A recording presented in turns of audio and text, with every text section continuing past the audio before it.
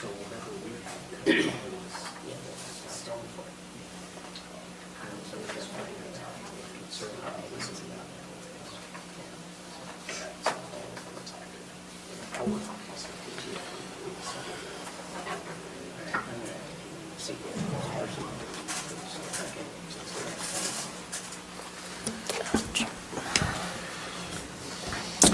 Okay, we'll go ahead and get started with our work session. The first item is Commissioner Fackel, a discussion of a change to the email system and other IT requests from the current email service to Microsoft or another system for efficiency. Okay. I know that we're currently with IceWarp for our email system, and Jeremy and I were discussing what we need to do something that's better that every one of us can use, and one that all of us can use, because all the features of IceWarp we're not using. And so anyway, Jeremy has come up with an idea here for us, and that's all it is just an idea. And I'm going to pass this out to each one of you. Pass that over to Stacy and you. And so Jeremy is here, and he will discuss. See, handles all the way over. He will discuss everything that's on this page.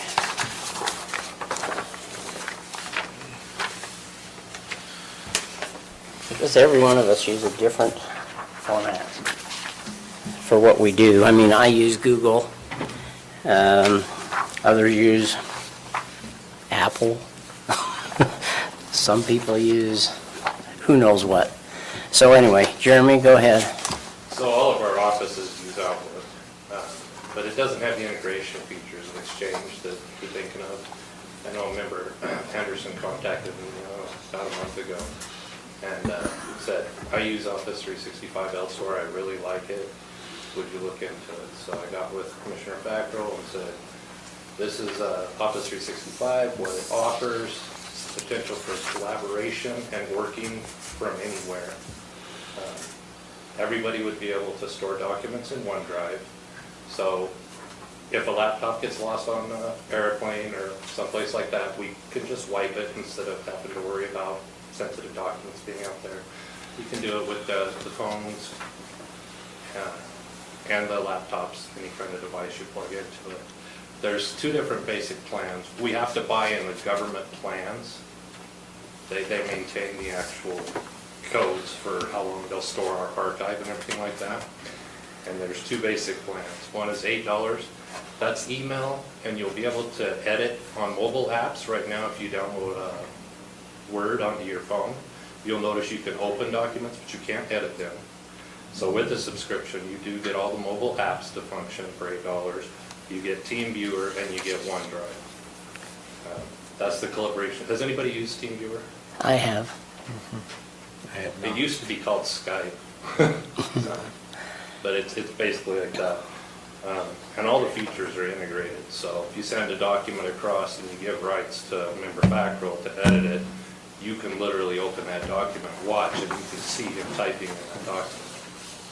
So there's some really cool features. The other option is $20 a month, but that gives you all of the Office applications, Word, Excel, PowerPoint, and Access, which we pay $240 for when we get a new computer anyway. So the numbers are exactly the same. So my proposal will be to kind of split that out. Some people will need the desktop software, some people won't. And I'm giving you a sheet of what we currently pay. And that server we own. So if it breaks, we fix it. You know what I mean? Microsoft Office 365 is in data centers all over the world. So we'd have to have a really big catastrophe to lose our data. So that's a big pull. And then the attorney's office was actually talking to me, Kim, just a week or two ago about doing something like box.com for attorney files, because she asked to send them. They're getting so big, we can't, and nobody can receive them. We can send big emails, but they just bounce because they can't receive them. And she had mentioned box.com. Well, OneDrive, along with this, has already taken care of that problem. So cut that worry out. So there's a lot of potential. Most of what we do is communicate all day. And Office 365 is really surrounding around that, making collaboration anywhere, anytime. Questions? So Jeremy, we recently upgraded our server. Would we still be using that as backup, or would we abandon This that? is a completely different physical server. Okay, this is just the email server we're talking about, not our other server. No, the other servers are great. Okay, okay, perfect. So is the cost that you've outlined on this, is that additional cost, or is there some current budget line item that this cost should be offset against? Right now, we've already paid for this year, that $6,000 out of the professional services budget in IT. Okay. So we would be covered till the end of the year.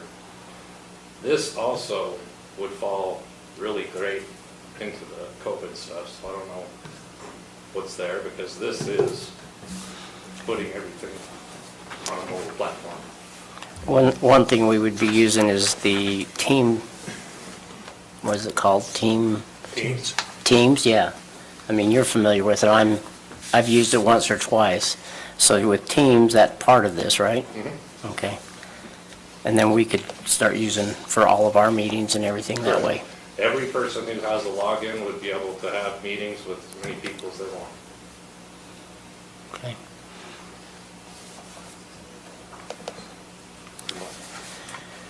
So is this just something you're wanting us to consider I at just this want- point? what I'm- Because we're paid through the end of the year? Yeah, this is we for wanted to next get to year. talk about it going. This is for Okay. next year's and So next you don't year's come budget. in on October going, hey, we want to Right. do this. So that's all this was for, is just so that you could have some information as to what we're trying to accomplish with all of us. Maybe get a little bit better whatever you call it, collaboration between us all, and have something that's universal. Because I hate using IceWarp, sorry. At home anyway, on my PC. But there are more things within, I mean, we can do whatever anybody wants. This is just something that we use. You use it every day. No, just a comment I would have, and I talked to you about this even earlier to a degree, Jeremy, when I first got on board, but the way we operate now is just mobile, right? We got to be mobile and be able to, I mean, one example I have right now is I have a write-up that I want to get to the commissioners that was just sent to me on my phone. I don't have my laptop with me, and I can't figure out how to get it to them through my phone with the mail system we currently have. But I know if I had Microsoft 365, it'd be very simple to open that up and attach, but I can't do that. Maybe I need to be informed, but it just seems like that that system has more capability and options and what we're able to do in communication. It just makes things much more efficient. Oh, yeah, it most definitely does. It's way more integrated than IceWarp, but you can see the difference in cost for the integration and seamlessness. So these are all applications I work with far more frequently, the ones that the county uses. So I mean, that makes it easier for me. But does this include the requisite or needed security for? Yeah, that's a huge thing with Microsoft government. They're actually on the same data centers that federal databases and stuff are on with Microsoft. So they treat government data very strongly, and they have really good security built in. You don't have to do anything, it's just there. So, it's annoying, it makes I'm not change sure how faster that a makes lot. me feel, but but I do appreciate the security element of it. So. Mhm. Are there any setup fees outside of this? Are they going to charge us any? Oh, And is there good capability to move our current email data into the new Oh, yeah. system so that we're Yeah. not Yeah. having to go back to IceWarp for old emails and things? No, you won't have to go back to Okay. anything. We'll just migrate all of it into it. And it Awesome. will be the .gov, OregonCounty.gov. That'd be And- great. And it will work with our Apple stuff too, right? It'll work with anything. Okay.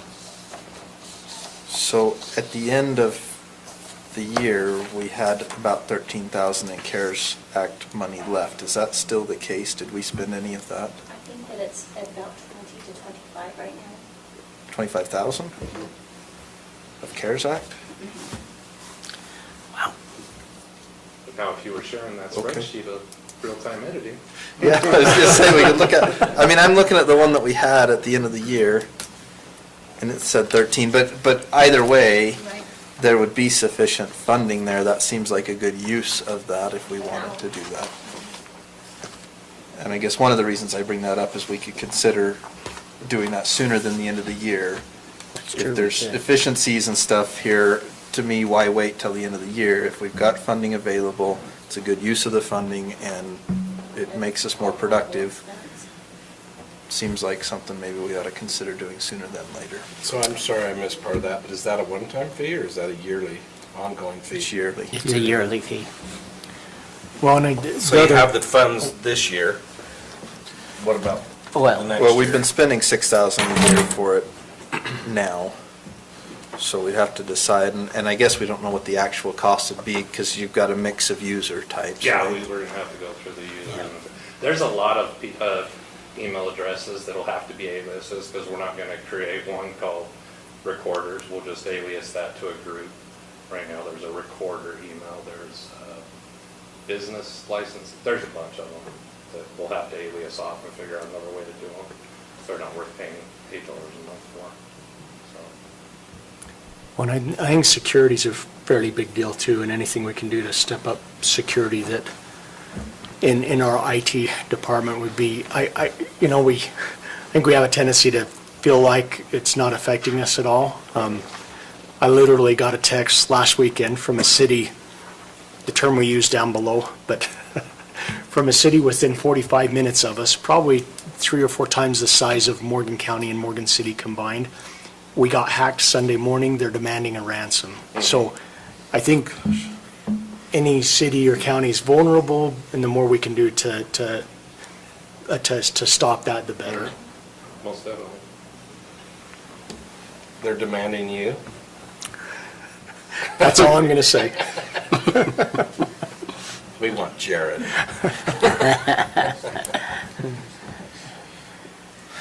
So financially, it seems to me between the 6,000 we would have spent next year and the 13 to 20,000 roughly we have left of CARES Act funding, that would probably get us through the end of this year and all of next year on this system. So we wouldn't be talking a budget increase for 2022 to do this. But maybe we could look into the exact costs and come down I with can that. go back and go through each account and determine how they'll have to parse to give you an exact number. So, and there's nothing wrong with going with the $8, and then as we get new computers, we'll buy the software too.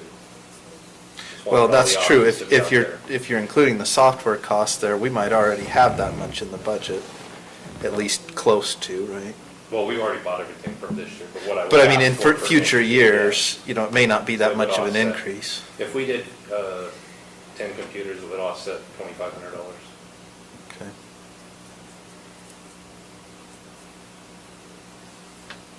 Okay. Okay, thanks for the information. Okay, I'll put some numbers together and give them to you guys. Okay, thanks. Okay, our next item is Commissioner Fackel and Newton's recommendations for spending of the ARPA funds based on the committee's recommendations.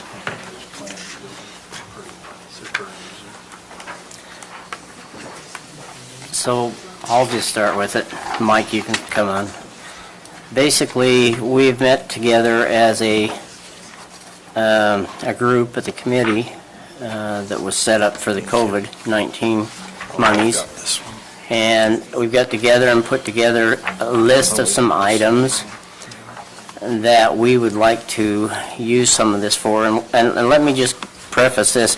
In the ARPA money, what we have to do is the money, we have to come up with a plan first. And that's what we're doing tonight, is just trying to get everybody's ideas. We have to come up with a plan before we can receive the money. Then we only get half of it this year, and then the other half is next year. We have to, the plan can be adjusted as we go on, but we have to start with some kind of a plan. And if we don't have some kind of a plan, we can't even spend the money. and it has to meet certain criteria. And the criteria, Stacy's given us a bunch of stuff to go over in it. These are just questions you ought to be looking at. We've got a list of items. If there's any other items, we can add to the list, we can delete, we can do whatever we need to do. So, Matt, Mike? Yeah, I think we tried to kind of throw everything on here that we could think of and come up with that might qualify. And then one of the things that we did in our last discussion with the committee was go through these documents that you have, the criteria, the FAQ, and write, okay, this item for economic development qualifies under this section, or this item under the Sheriff's Department might qualify under this section, so that we had clear documentation on that. Now, we're not going to have enough funding to do everything on here by any stretch of the imagination. I mean, right now, we're like $3.5 million worth of potential things on here, but we're only receiving $2.3 million. So obviously not everything can be done, but we thought it'd be a good opportunity to have some discussion on some of these, let you ask questions that you might have from the different department heads that have been involved in the discussions. So perhaps we can just start at the top of the list. Maybe go down through and talk about them. Okay. I don't necessarily think we need to say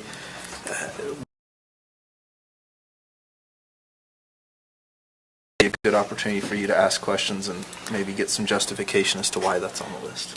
Does that make sense? And I agree with you. What we need to also do is when we're thinking about this, we need to think about what is going to be best for the county. And not any pet projects or anything like that, but what is going to be best for our county in the long run, and that falls and meets all the criteria. We don't have anything on here in this list. Yeah, we have a little bit here for Liberty Broadband or for that infrastructure. The state is offering also some additional grants based upon what we put forth. What we've requested here, they may go and decide with the grant money that we'll have more money for internet in another kind of a grant and more infrastructure within that. One of the big things is the water sewer infrastructure that is a component of this usage of the funds. And if it can help our county out, I'm for any of this stuff, as long as it helps the county out. Whether it be city, us, Mountain Green Sewer District, whatever it is, we need to be looking at the whole aspect of what we need for the county. Okay, should we start with the first item on here? And I think what we'll maybe try to do initially is just go down through and tell you which section of this FAQ we feel like this pertains to, so you can kind of mark it and read through it and feel like it, see if you can maybe decide if you agree or not that it falls into that category. Does that sound good? Sure. Okay, so the first one, What Mike sent you this afternoon is the one that we used during our meeting. However, the one I just passed out to you today was it's just updated the most recent. yesterday. So, And it changes all the time. It does. The Continues to criteria change. has changed multiple times. So I emailed one out to you that was from May. The one we went over in our meeting was as of June 24th, and we got a new one that you were just handed as of July 19th. So the substantial information, though, really hasn't changed. And I guess maybe to kind of go back, to rewind a little bit, the main uses of the funds are on this colorful page that Stacy handed you. And I'll run through those really quick. So, support public health response, replace public sector revenue loss, water and sewer infrastructure, equity-focused services, address negative economic impacts, premium pay for essential workers, broadband infrastructure. So those are kind of the main items. It goes into detail then on everything else. Okay, so the first item on here is a economic development item. Well, actually, the first two here are. And I'll tell you kind of the justification in the section of this that we feel like this might fall under. So the section from the FAQ document, it's on page 11, section 2.18. One of the uses here is addressing negative economic impacts, and the part of the section that it really pulls out is the outdoor and tourism and recreation industry that was hit hard by COVID. So trying to help that industry recover, as well as provide a good economic impact to the county. So these are potential items for improvements at the Taggart River access area, filling and paving the road there to widen that for additional parking, and adding some restroom facilities. The idea would be to add some pad spaces there that vendors could then either lease from the county or reserve in some way and then set up there to provide their service. Under section 2.18. So how do we control who gets out there? Well, so if we had pads that were designated, if we said, okay, this is a spot for a vendor to set up, we would set up some type of reservation system, probably an online system, where they would go on the county website and say, I want to reserve, pad number 2 on these dates, and there might be some fee that they would pay or something to reserve the pad. The advantage to that is that then we would know that there's sales tax revenue that needs to be collected from them, whether they be a food truck or a tube vendor or whatever. Because now they're putting in Hannaford, pulling out in our county. Correct. But not giving anything to our county. Well, that's the problem, yeah. There's, most of the companies, the rafting companies, are putting in Summit County, so their tour begins in Summit County. That's where their sales tax goes. So the way we see it, the only opportunity to collect that revenue is either for their tour to start in Morgan County. Most of them, that doesn't work well because there's not a good put-in place in Morgan County. Or for us to have some type of facilities there where we can say, okay, you can locate your business here, but you're going to pay the county whatever small rental fee plus sales tax. Okay. So, anyway, that's the other thing that I think is kind of interesting. COVID impacted the use of our public lands, maybe in a different way than you might think. We have an overuse now of public lands because people were trying to get out, right? And we had a lot of people, our gun range saw this, our rifle range, a lot of people coming up from the lower counties where there's more people trying to get out of the city and recreate. Same thing has happened on the river. That has kind of exploded. So we're seeing an increase in use, which also means an increase in demand on services. Right now we have a couple of outhouses there that cut it, but barely, for the amount of use. And sometimes, some weekends, they're probably overused. Same thing with our trash canisters there. We had 2 of those great big cans. We had to add a third because they were getting full way too quickly. So, Mike, do you have the definition of a permanent outhouse? yeah, so this would be like the structures that are up at Lost Creek. So there was actually the BOR placed a couple of new ones up there this last year. That's where we got the approximate dollar amount was when they did those. So a latrine. So it's a large cement tank underneath the type of outhouse that you would see at a Forest Service campground. That'd be pumped a couple times a year.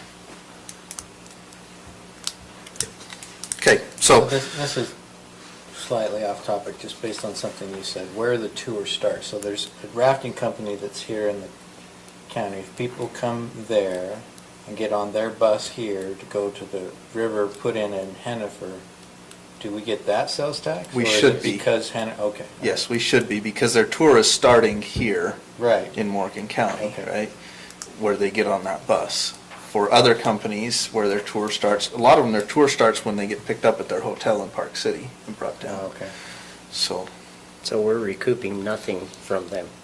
And we have all of I our understood that services, part. Yeah. all of our security, everything like that on the river. So, I mean, the other thing that I think we need to eventually look at, and maybe that's something we ought to talk about with some of this funding, is there is opportunity for us to build out some more vendor spaces in the fairgrounds area, and that might be an opportunity to Yeah. do something similar. I mean, we've So, gone on many drownings and rescues and things like that, so it's Yeah. not like, yeah. So somehow we've got to recoup some money for all of our services that we give and we get nothing for. So the only way I can see is let's try to have it by having vendors at their dropout point where they want to get in. Yeah. I mean, where they get out. Yeah, I mean, trying to charge a fee, a usage fee, just, it's not practical. Right. What you'll do is encourage people to go park along the freeway or other places to try to avoid the fee. You know, charging a parking fee is not really practical either, because we don't have a good parking setup at this point, so, Right. you know, looking at the options, that's probably the best option for the time being. So anyway, Okay, I guess thank enough you. said on that one. Sorry to divert. No, you're totally fine. Commissioner, do you want us to speak to something really quickly or hold everything to the end? I don't care. What do you guys want to do? Oh, on the economic development? Yeah, on the, Well, specifically for these first two items, Sure. some information that may be Yeah. relevant as you start to review them, but I want to interject with one. Now, we might as well Yeah, I do it think while it's we're fine. discussing the items. Yeah. Really quickly, for those first two items, Anissa got a hold of the outdoor recreation and tourism folks, two different divisions, both have grants. Patrick came off and we went to an entire tour of that particular project. He was blown away by that project, all the thought put into it, and told us if we put in for it today, they would approve it. With everything that we talked about, their grant is a 60-40 grant, so the county would have to come up with 40% of whatever the project as an initial phase project would be. So these dollars would be leveraged 60-40, which ARPA dollars, I believe, can be used on this particular kind of a grant because it's a state grant. So I think there's tremendous value in any dollar that you put towards these two projects because we can leverage it directly into the state. And they are super excited about anything in Oregon, but particularly this, because it becomes the first phase of eventual build out of recreation opportunities. And then to a point that Anissa also made just a second ago, you do have providers that are putting in out of county, but as we create better infrastructure and we're committed to them, we already have one. Well, as you know, Destination Sports moved their location to Commercial Street so that all rentals will come out of that facility, and so they're no longer being provided under HIMTAD. And so if you do a rental, then we're collecting the sales tax there at that location. So what that does is that shows the providers that we are, as Morgan County, we're putting money into their business, and hopefully we can get more of them to center their business here in Morgan County. And it will be one of the things we'll really talk to them about, helping us build that out, providing the funding through TRT and other dollars, sales tax dollars, to continue to build out infrastructure to make their business even better. So those are the 2 points we would just point out to the commission. And through that match, we also walked all the property by the fairgrounds as well, just using Barefoot Swimming as an example of staging and other opportunities down there at the fairgrounds, so that we can make sure that that's also an attraction for the county to collect sales tax dollars there as well. And then in our presentation, we'll talk a little bit about economic impact of some of these types of decisions making in the future, specifically with grants. Thank you. What was the state agency that administered that grant? Utah Office of Outdoor Recreation. Okay. so, I mean, if we could go that route, potentially, instead of $180,000 or $200,000 investment here from ARPA funding, we might be talking about a $75,000 to $80,000 investment, and then grant money from the state to do the rest. And currently, it's a 50-50 match, but what they're looking to do is redesign the program to support class counties such as ours, can contribute less, but receive more contribution from them. They feel like it's an unfair advantage that some of these larger counties are one-on-one and where we're not. We don't have the ability to finance it like other counties can. Okay, great. Okay, cool. All right, let's go on.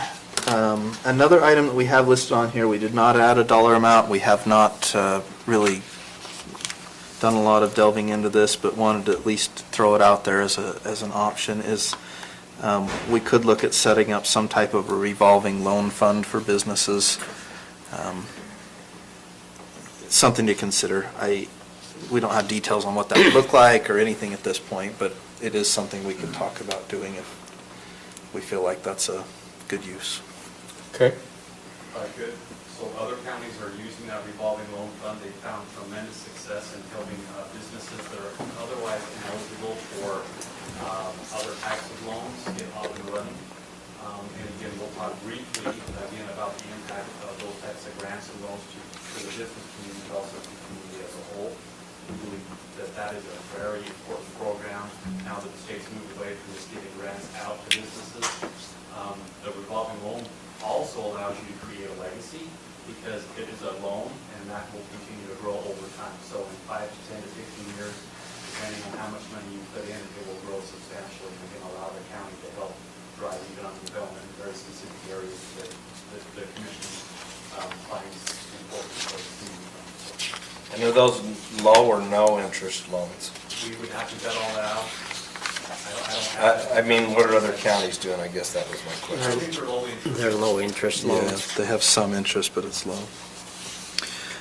We did, as part of our GoEd Rural Economic Development Grant, we've included $40,000 to be used for that purpose, for a revolving loan fund. So our intention is to set that up outside of this. Now, we could potentially make that fund larger if we wanted to allocate some of these funds towards that.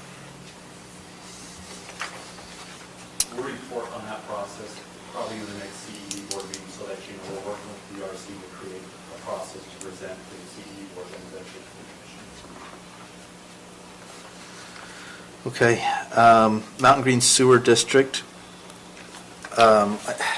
There's a couple of ways we could approach this particular project, and there's also a potential project for water infrastructure within Morgan City. And I think there's a couple of ways we could do this.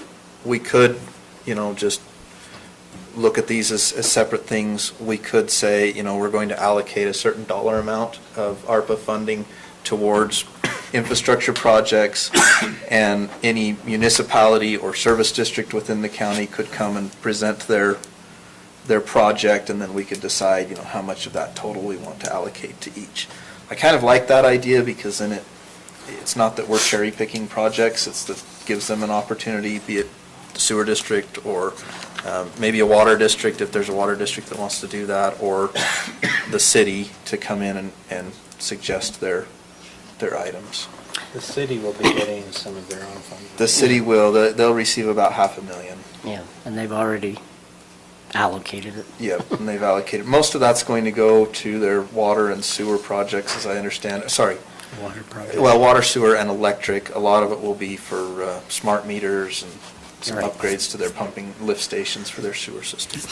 And one thing about the sewer district in Mountain Green that right now, if they go through with what they've got now, it's going to be able to accommodate about 4,200 homes is all. If we were to help them with some more of the cost, and also they could also then get some more grants from other funds. But for them to totally build out to the $28 million that they've got to spend, they could actually get out to about 7,500 homes, which right now we have in the planning already, from what I understand, there's almost that many already for Mountain Green. For our economic development in that area that we want to put in for commercial, whatever it might be, businesses, we're going to need to help and assist because they can't put all the burden on themselves, which it's its own sewer district. So if we can help them in any way, I would like to see us do that, is to put enough in there to where they can get grants, more grants. And that way they can, if they want to put in, they're ready to go. Right now from the CED board, they've already got people that are interested in Mountain Green and building out. But we can't build out if we don't have the infrastructure. And so that's my reasoning for let's make sure that we allocate enough so that they can get additional grants to be able to make the project work. And also within that sewer district, the state, at least this is what they told me, the state is saying, okay, we're going to need to upgrade Mountain Green Sewer District to prevent having a sewer pond up by Snow Basin, to prevent one over at Wasatch Peaks, to prevent one from being built over in Peterson. And so they're trying to get, the state's trying to get it all put into one centralized one. And so they're going to be able to be willing to give us a little bit more money just for that. And those are some of the things I found out. Right now, we've just listed $300,000 in here. When the folks from Mountain Green Sewer District came and made their presentation, they asked for $500,000. They subsequently sent an email and said, we need to increase that to $1.1 million as far as our ask. I don't know that $1.1 million is a realistic number, given that we've only got 2.3 to work with total. But just to be clear, that's what their ask has been. So as far as the sewer, page 27 of your document, under section 6, this talks about water, sewer, and broadband infrastructure. This is where the justification for that would come from. So it's pretty clear that water and sewer infrastructure projects would be eligible uses. You want to pop back up to that economic development revolving fund loan for small businesses. Oh, yes. I've got page 5, section 2.5, just talks about small business loans. Thank you. with the marking. Page 5, 2.5. 2.5, you see those bullet points, Yep. talks about loans or grants, Okay. to businesses, small businesses. Just if you're, need references, that's the. Perfect. Thank you, Thank you. Stacy. I've got to step up and make one quick comment about Sure. the green sewer. Mhm. From an economic development standpoint, I cannot see a more important infrastructure build out if we're looking at commercial growth, retail growth, and other opportunities in the west end of the county to then provide revenue streams in the future to help provide for additional services as we grow. The infrastructure is wholly is lacking, whether it's water infrastructure, or sewer infrastructure. And if you have an opportunity to leverage those dollars, ARPA dollars into other projects, that will help concentrate growth, which is I think what the county's trying to do, keeping the rest of the community rural. But without building out that infrastructure, that will struggle to an extent. It becomes a barrier for entry for development. And so if you're really looking at moving economic development forward, and you're looking at having planned growth, infrastructure becomes the tool. And right now, the infrastructure that needs to be addressed is water and sewer in the west end of the community. Thank you. Okay, next one is internet infrastructure. As you know, we provided some funding to a couple of different internet providers, Beehive and Liberty Broadband, two different types of internet service providers that have done or are in the process of doing internet infrastructure build out. There is potential for need for additional funding that would really just accelerate, as I understand it, the build out for internet infrastructure. So explain that to me, because I thought that what we gave them covered our entire county. It does. This It would just does. make it quicker. It would just make it quicker. Because their plan was a 3-year plan. They would do the initial phase and then reinvest the proceeds from their For 2 subscribers from that initial phase to pay for the second phase and then eventually the third phase. Right. So would we receive any money back, or we just? It's all put into just infrastructure. No, it'd just be infrastructure Yeah, costs. that's all it is. Now, I suppose that's something we could So talk who about. if we recoups wanted the to. money on that then? The provider. You The put it there, provider, the internet. Provider gets all Yeah. the benefit and. Yeah.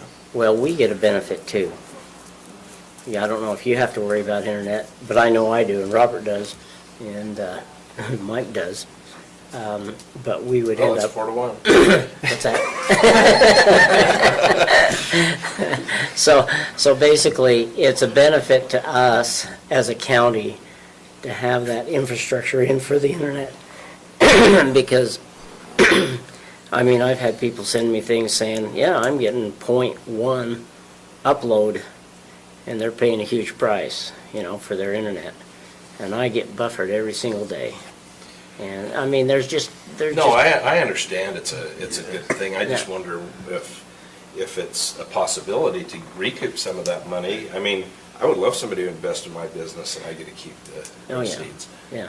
But, And I suppose that's an option we could look at, is doing a loan type of a situation, Say, Yeah, hey, that would we'll help front too. some money to get the infrastructure in, and then, And then recoup that in the end. Yeah, that's an idea too. I mean, That again, could that be would go part of back that. to the loan section. Yeah, the loan part. Potentially. So those are options, and there's other grants out there right now for the internet infrastructure that we can work towards getting. And it just doesn't have to come from all this. And that's what we're working on right now. I mean, he actually sent a proposal over for about $50,000 more that would speed up the process. And I can tell you their progress now, or I can tell it to you later, whichever you want. No, share it now. Basically, the progress on it is they're putting in the one for Mountain Green next week. Next week, it'll be on Mike Wasuda's Point Hill, and it will see all of Mountain Green, except for those directly underneath the mountain. And everybody will be able to be more or less line of sight, unless you've got trees in the way. And he says right now they are putting in they're already putting it in for those that are on line of sight now. And then once they get the line of sights all in, then they're going to be taking those spots and get out to the rest of the county. So if anybody gets the notice saying, we got the notice saying we can't get internet right now, it's because you're not within the line of sight. And so at that point, we're getting the line of sight ones done, and then from there, they will branch out to all the ones that were line of sight of another site. And so it just has to build out. And so right now, that's what they're trying to do. And it takes a process, and they got about 300 people on the list, and they're doing 20 a week approximately. And they would like to increase that, and that's what this extra money would do, is by hiring and contracting with some other people to bring them in to help build it out quicker. And that's what they want to do. Okay, Okay? thanks. Broadband would also be under section 6 on page 27, if you have questions about that. Okay, the next one is funds for essential workers, premium pay is what they're calling it here. That's on page 26, section 5.1, or section 5, I guess. This is potential to provide premium pay for county employees that were working during the pandemic.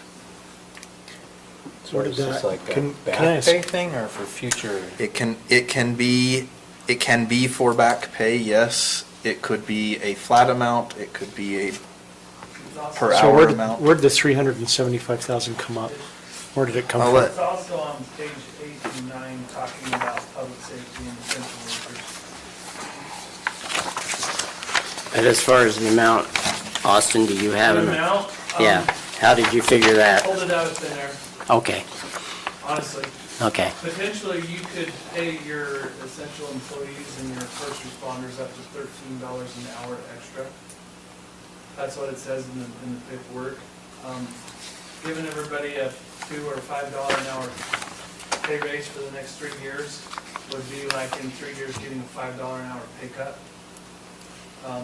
I know Kaysville City, Farmington, a lot of the other counties gave their first responders out of the CARES money, out of the last batch, they just gave them a lump sum at the end of last year. So I just threw a number out there. one of the things on that I've been discussing with other people, and one of the things that we could also maybe assist, and that is those people that did not have, that were normally working during that time frame when they cut everybody off, that did not get paid, to maybe support, give them just a little bit of pay if needed. I mean, not if You're needed, because they talking made county it out. employees, County right? employees, yes. County employees that were like the rec people. They were out of a job for that period of time, and they did not get compensated. So that's where this would fall under. So I think this would have to be extremely well defined. That's correct. You're going to Yeah, have, no there's matter a how lot you of- define it, you're going to have different employees saying, why not me and why not me? That's So correct. we'd have to be If I careful. could speak, like, for the fire department, this one makes me nervous. County employees, I understand, but then you start looking at volunteers who are the ones who was actually out there, and they're volunteers, not considered employees, Right. so it makes me nervous. When we added when I put the numbers out there, I actually went and talked to Boyd, and so I had first responders and then county employees, because Boyd's exactly right. The reality of it is, the first responders are, I guess, the volunteers, if you want to say that. I look at them as county employees. They're the county employees that were asked to go to a known COVID patient and take them to the hospital. So your EMTs, firefighters, law enforcement, they were asked to respond to situations where it was known for a fact that that person had COVID, they still responded. So do we have record of those employees? I mean, those Employees. volunteers? I can certify it. Okay. I was just wondering, because that way, at least we know that it's going to those that were actually out there first. I can definitely look back on who was on those calls. Okay. And that's where I don't think we can pick and choose. Yeah. Yeah. I'm not comfortable with that. It needs to be super defined or not at all to me. And I've been talking to other counties, and they actually dubbed it essential workers, and their definition was any of those that were working during the time, because they felt like anybody that was touching the line during the time was considered an essential worker. So even though you touched a person, any office that remained open during the time was touching a person. And so they considered essential workers or anybody that was working in the building during the time. Still a gray area for me. So you're right, it's So- touchy. Yeah. Austin, the dollar amount that you calculated, was that, how much was that per person that you had? It was 5,000 for first responders and 2,500 for all other county employees. Okay. That's a lot. That's a bigger bonus than I've had in the past 10 years. Me It's too. up to you. It's completely up to you. It could be But, $10. sorry, I didn't mean to say that. It does qualify. No, It does but qualify. you're right. So- I know Farmington, they gave all their police officers $10,000 last year in December. Wow. So I think Kaysville was 5,000. And the numbers I have was $300 to $600 depending upon the, not for Farmington, I think you got a Farmington number. Did you get a Farmington number? So if you want, it could be $50. That's up to you guys. I can tell you that this has been a discussion among the sheriffs on it, and some of them did, and their average was anywhere from 1,500 up to like 3,000 to 4,000. And it was just at one time that the essential workers, they classified it, they didn't classify it just as law enforcement. That's the numbers that they were saying that they did. Just for the record, like, I truly believe that the sheriff's office deserves the money. The fire department is just very uncomfortable with handing out checks to these people. I know they did their job, but they did it, like, they weren't looking for money. So, just for the record, I'm uncomfortable for the fire department to receive a bunch of money for the volunteers. That's not what he did. We would have to look into that, frankly, that kind of a bonus payment to volunteers. Yeah. I know we restructured the way we do the stipend for purposes of avoiding legality issues with respect to the volunteers, so we have to look at that if we go that direction, so. There's also volunteers that don't work there anymore that have moved on, moved out, you pay them. There's a lot of, You know, a lot of unknowns. yeah. Okay, any other comments on that before we move on to the next one? Okay, let's see, the next one is Sheriff, Fire, and EMS. Moving to the P95 radios. And maybe, Sheriff, do you want to speak to this one? And Sure. I apologize for my attire, and I'm hoping my voice sticks out. I had treatment today, and so just barely got here. I was playing phone tag with Matt because he wanted to know a little bit more about it. Years ago, we were informed that the state is going to require everybody on the state radio system, which is all law enforcement, fire, EMS, everybody like that, to eventually switch over to the P95 system, which our radios at the time, or they are still, is analog. This P95 that the state is requiring, it goes to digital, so it'll be a digital system. We knew about it years ago, so we planned ahead and we started rotating our radios over, which are great. But now, Weaver Consortium has come up with the idea, and they're pushing it through, if I'm not wrong, Boyd, that's the feeling I get. They want to encrypt the radios because there's some issues that they are running into. One that just barely came out is EMS going out on a call, and they need to refer medical information to another responder, a paramedic or something like that that's on the way. Our current system, anybody can have a scanner and they can scan it and they will hear that HIPAA information. That's coming from their side. Our side is we have not experienced it, but some of your big agencies have experienced a group of kids that will go out and steal cars and get law enforcement to chase them, and they have scanners and they listen to where we are, and it becomes a game for them. So Weaver Consortium has decided to encrypt. We will have to now change all of our radios if we do the encryption. We, I think, have a couple that are able to encrypt that we purchased at the very tail end, but I know, boys, majority of yours are probably not even P95 compliant. So we actually had Motorola come in and do a complete inventory for us and give us a bid, and it was a little over $19,000 to get us up to speed. So that's with radios that will encrypt? Yes. That will be. And go to the P95, because the P95 is coming no matter what. But that's just for your department, right? Is that cost? Is that included in this 70 estimate? That's included in all, EMS, us, fire. So in other words, it's not 70 that we're looking at, we're only looking at 20, basically? No. That's just No, that's. You Oh, just said that's it's the fire, included in okay. all, so all of it's included in the estimate of Okay. 70,000. All right. So if you'll go to page 22, this is under section 4.8. This section talks about responding to crime and public safety in the community. A lot of it talks actually about the rise in gun violence, which is an interesting thing, right? And we had this discussion with our committee and said, well, you know, we know there's a rise in gun violence in Chicago and LA. Is there a rise in gun violence here? Maybe, Sheriff, do you want to talk just a little bit to that and your thoughts and feelings on it? Yes. We're currently compiling as much stats as we can, so we can come to you guys and show a pattern in it. You know, just to start with, just to give you our call volume, in 2018, we had 5,855 calls of service.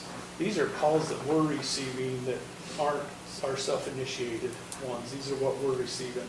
2019, it went up to 6178. Last year was up to 6402. So we're 220 calls additional a year. From 2018, we're up 547 additional calls. So we're seeing that it's continuing to grow and do that.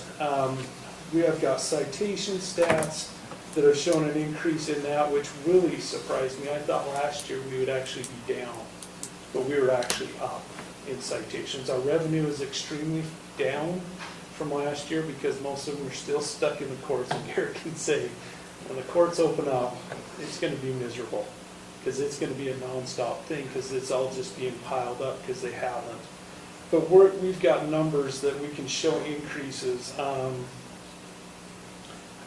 And I could start rattling them off, but I don't have them to the point that I want right now.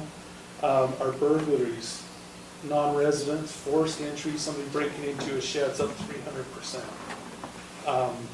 Our motor vehicle, what we call vehicle burglaries, is up 500%. And just my experience, and this is the one that we're really trying to narrow down, is guns. I know that I'm hearing a lot more, Jim could probably contest, of calls that before would hear, because they always ask, is there guns involved? And they'd say, oh, he has guns, but they're locked up. Now we're hearing more of, he's got a gun. And some of it is, he's threatening suicide. Some of it is to the point where we had somebody says, I'm waiting for the deputies to come because I'm going to kill every one of them. He's got a gun. We can hear it in the recording, him racking the gun, high-powered rifle, and things like that. So I really want to be able to narrow it down to you guys to say, hey, this is the increase we have on this. I don't want to just start throwing out generic numbers to you, but just from my experience, it's becoming a lot more violent.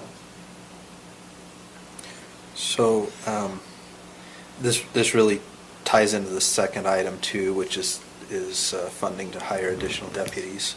So if you look on page 22, I guess the second bullet point down talks about hiring law enforcement officials, and specifically says even above pre-pandemic levels, and talks specifically about needing those for additional policing of the community.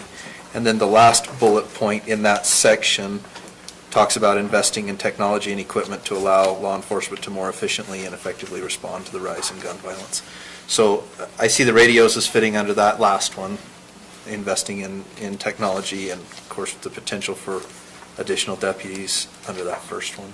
And while we're here, do you want to talk a little bit about your proposal on additional Yes, deputies? the proposal is to add 2 more deputies. This isn't the time, but I'm going to be coming to you for an additional one through the budget. And I've talked to Robert more about that and the need. When we did some switching in our office and took on emergency management, we initially said, yeah, we'll try this and we'll do it with the detective position. But as we saw last year, there was no way that was going to work. Our detective position, just no fault of Austin's, got put aside, and cases started piling up because he was so busy in emergency management. So we came last year to ask for it to be a full-time position and get a detective to put in. And the council at that time approved it, but there was one that specifically says, yeah, you can do it, but we're not giving you another deputy. Period. End of story. So we did that. And what we ended up doing is we ended up removing one of our patrol guys to work in the detective. So we're down a patrol. We're talking, this is somebody that's out there every day, that's out there working the street. We're down one on there. So I'd be doing that, but that's totally separate. We're going to be asking for 2 additional deputies just to help. I think all of you received a letter from Mountain Green Fire. I didn't even know he was going to send it until Robert talked to me and showed me the letter. But what he's saying is true. There's times, and some of it there's a little bit different. It wasn't that there was one on. The gas leak, we actually had 2, but the deputy was actually in this very serious case he was dealing with here, and all we have is one deputy out. During the day, it's a little bit different because we have Austin that responds all the time to things, and we have a detective that responds all the time. Me and Jim respond to anything that needs to help, but these are usually happening in the afternoon, later afternoon and nights, when we only have 2 guys out. One could be at East Canyon on rec, helping there, and the other is here. And if we get a 3rd call, we're just kind of doing what we can on it. So we feel that this fits to be able to do it. I would propose too to put enough money that you can push it out, that it's just not 1 year's wage, but 2, possibly 3 years' wage, so it doesn't impact the county one bit until after that 3rd year. The 600,000 is the multiplied by 3, correct? Correct. That's the 3 years. So you're talking about 100,000 per per officer per year, Okay. 2 officers for 3 Yeah. years. And that's, to be clear, that cost is salary and benefits and Yes, additional Right. costs. yes, yes. And that's where we're gonna put our Including policies. vehicles for them? We actually have one vehicle right now that we had when we had that unique situation. We had one up, so we actually have a vehicle right now. If we could outfit somebody. We have all the equipment right now. But yes, we would at that time need to do vehicles, but there's ways to do that we could accomplish that, and it wouldn't impact the county. Commissioner Newton, when do these funds have to be spent by?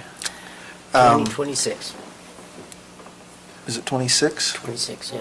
I was thinking it was 24, but maybe I'm wrong. 24 has to be when we finish. Allocated by 24, spent by 26, Yes. okay, thank you. Yeah.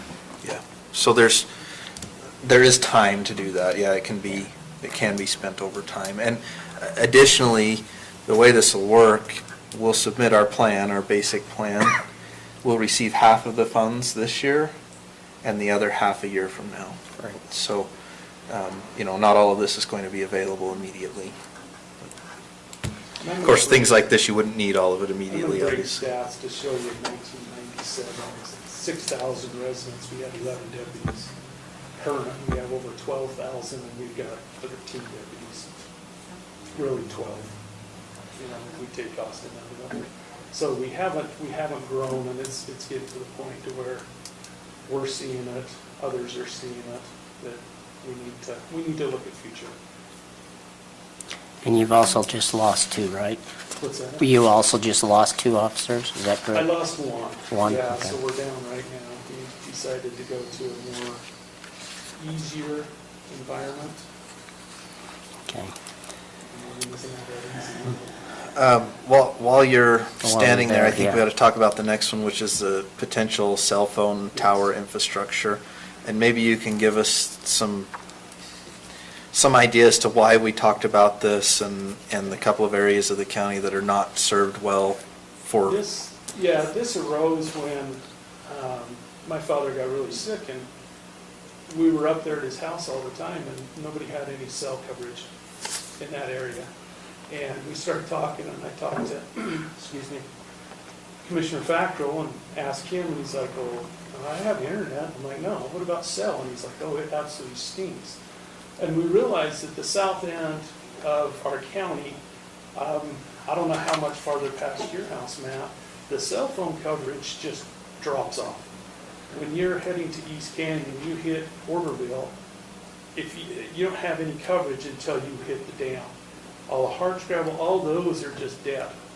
With the change in what's happening, people getting rid of their landlines and relying on cell phones, I thought maybe this would be an excellent use to entice a cell phone company to go up and put a tower or look at something like that. We really found when we had the fire up there, there's certain areas at East Canyon, if you stand on the dam or you stand at a certain point at the marina, you can get it. But that's it, nowhere else except for right up by the resort when you start seeing the tower in Summit County. My kids know there's certain areas on the lake you can boat and they have coverage. They don't like it when I go anywhere else because they don't have coverage on their phone. So it's really spotty. And then that also brought up conversation, and this is something I think we need to really go after the state for. The state designated Lost Creek as a state park. We have no communication. From Porterville up, we have radio. We can use radio. It's not the best, but we can use it. Lost Creek, you get halfway up Lost Creek, and there is no radio communication and no cell phone. They're going to be putting a ranger up there full time. They're going to put housing and everything, but there is no communication up there. So that Lost Creek one, we think we should team up, especially with the legislature that has a big interest in Lost Creek, and get funding from the state to put in some cell phone and radio towers that would access that. But there is areas in our county, specifically the south and Lost Creek, but we don't have cell and very limited radio. One other thing with that I was thinking, since Matt is thinking out some kind of a return, and that is that we could possibly put up the cell towers wherever they designate, and then they could lease those towers from us as a If we own the potential. land.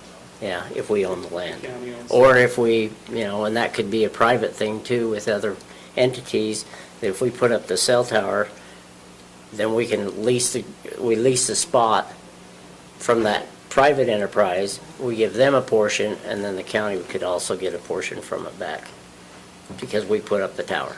So that's an option too. And I'm already looking into that, if I can get to the bigwigs instead of just the peons. So we currently do have a cell tower lease at the fairgrounds, and it provides a fairly substantial amount of monthly income to the county that helps with, right now that money goes into our fairgrounds infrastructure budget. I have a feeling if you had the infrastructure, power and broadband capabilities, you would have probably every cell phone provider wanting to put their equipment on Yeah. the tower. And we could lease it to them at that So, point.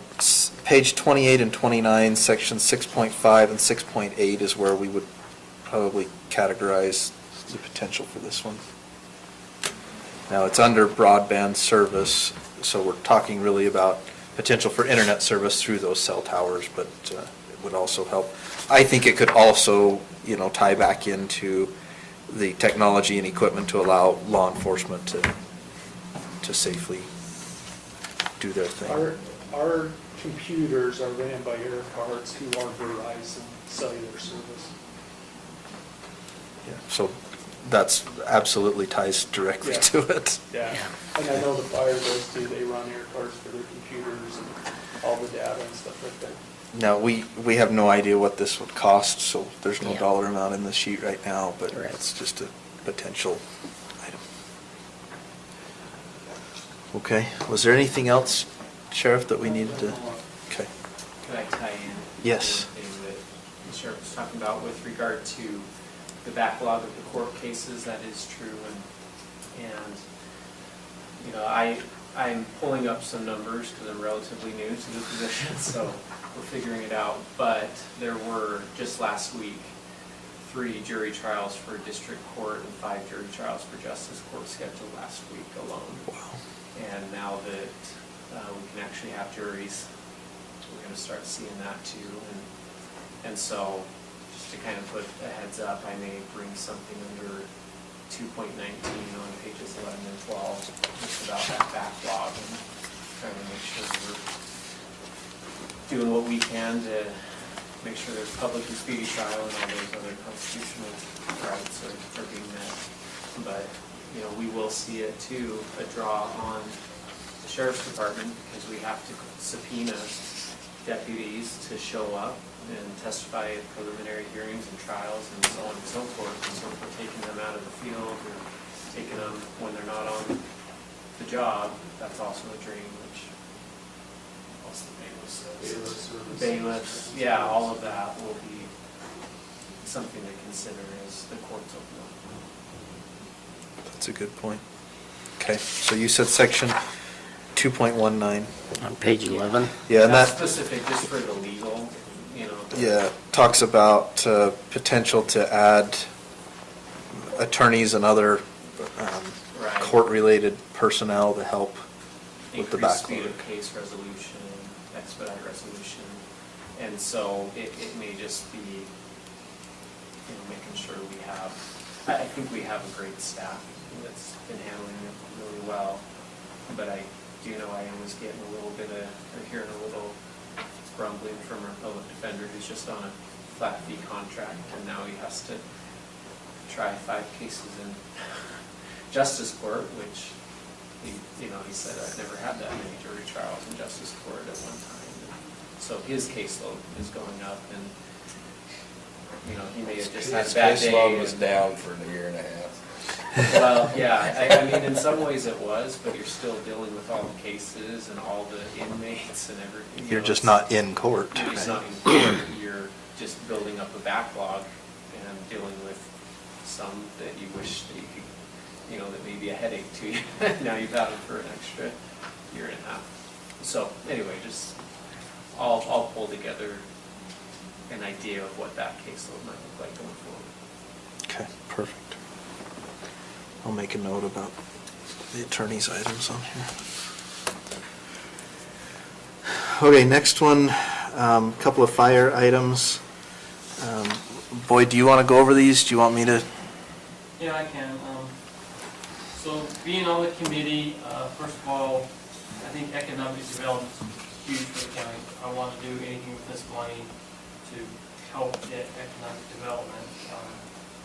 On the fire side of it, I kind of seen a great time to maybe pick up a ladder truck through the county, and the way I seen it was before COVID, we were building like mad crazy the 2- and 3-story multi-family buildings, and so we were actively looking for a ladder truck and apparatus. And then after, when COVID hit, we had to spend all our time and money fighting COVID, so we had to stop that. And once it happened, then going through planning and zoning, we had to tell them, look, we can't continue to build these multi-3-story, 4-story structures without some sort of protection for the citizens. And that's when the ladder truck came up. And so I started looking into that. We found a couple of demos that I thought would work good for us. The ladder truck doesn't just do ladder stuff. It's called a quint, so it's an actual pumper. So it would be used for structure fires. Your pumper right now is 30 years old. We're supposed to be looking at replacing them every 10 years. That's your first out pumper. Your second out pumper is 17 years old. So this would not only accommodate for a ladder, but also take place of that first out pumper. So I thought it'd be a great opportunity for the county to get a step up on things to help protect its community. I think it would be a great way to do it. Whether it fits in here, we're trying to make it fit. Matt and Mike also came and looked at the ladder, and we showed them what it was capable of. And I think you guys were pretty impressed with it. So that's kind of where that came. And then as far as infrastructure. So I was thinking infrastructure, this would be a great time to maybe look at putting in a building up to East Canyon Resort. Years past. You mean the marina, not the resort? Resort. Oh, at the resort? Yeah. Okay. So the resort, how it all started was when I was fire warden, I was able to train 2 of their personnel in wildland fire and have them be part of our department. And we was able to get them a piece of FEPP from the state, which is free, and they bought a brush truck. And it's kind of evolved. They house all the stuff for us. They take care of it. They change the oil. They put fuel in it. And all we have to do is train their personnel. We've now trained them in structure fire. So they have structure fire gear and qualifications. We have such a good relationship that they came to me and said, hey, we would like to donate some property to the county for you guys to put a building or to house this stuff. Right now, they are growing so big that they want to put fire apparatus in the building. They don't have one. But they said they would give us the land if we wanted to put a building. I also talked with the state, and for our participation match, they said that this would be the perfect thing for the match. So we could use this for our PC with the state. So I think it'd be a great asset. We're growing, our call volume's growing up there 1% to 3% per year. And I think eventually we could actually train some personnel as EMTs in the area to be first responders. I think it'd be a great way to spend the money, especially where they want to donate the property to us. What size building? So what I got was, I talked to Quinn Tucker, he does a lot of this building, and what I did was just had him estimate 80 by 40 by 16, and he said he threw a rough guess out anywhere from 120 to 200 would take care of that building.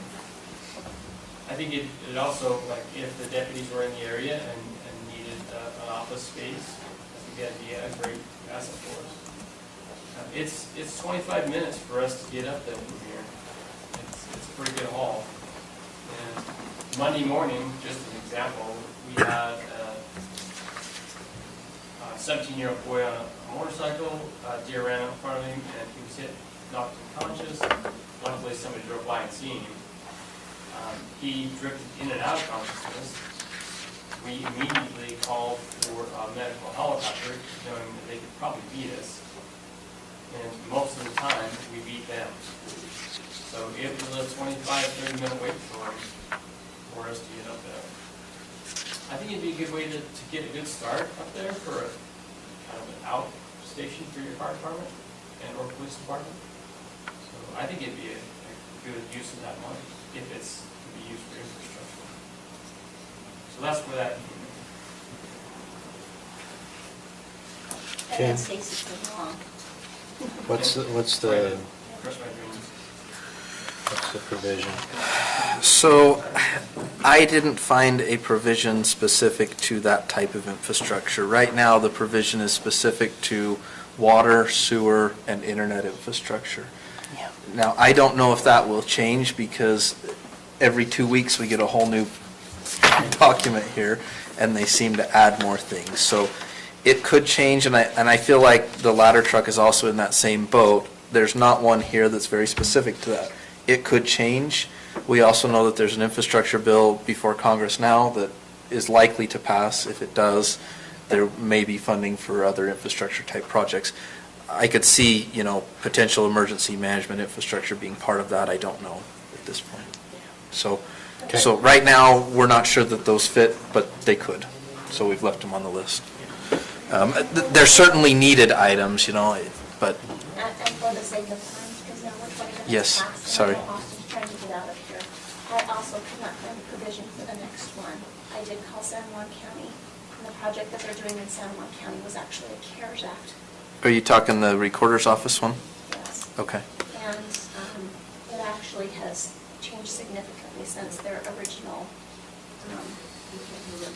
it's changed significantly since their original proposal. But it was a CARES Act project, not an Arpa project. And it doesn't,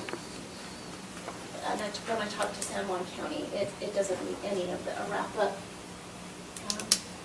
criteria.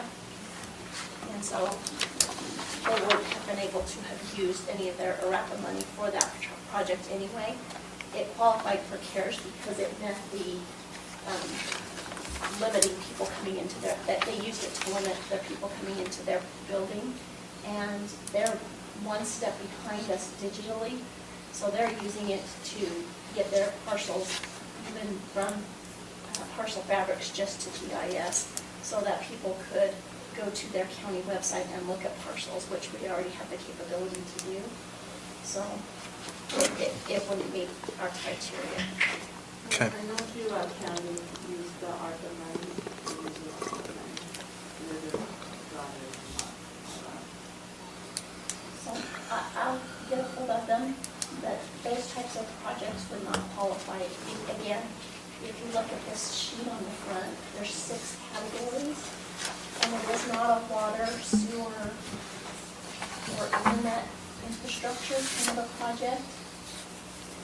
The only way that they could qualify for it is if their county saw significant revenue loss, and they could do a calculation saying that because of the COVID, the pandemic, their county lost X amount of revenue because of the COVID, and therefore that revenue loss equated to, and I know that the Tyler calculation was $500,000, and so they could equate a loss of $500,000 due to COVID, and therefore they could use $500,000 to pay for this project to fit into one of these categories.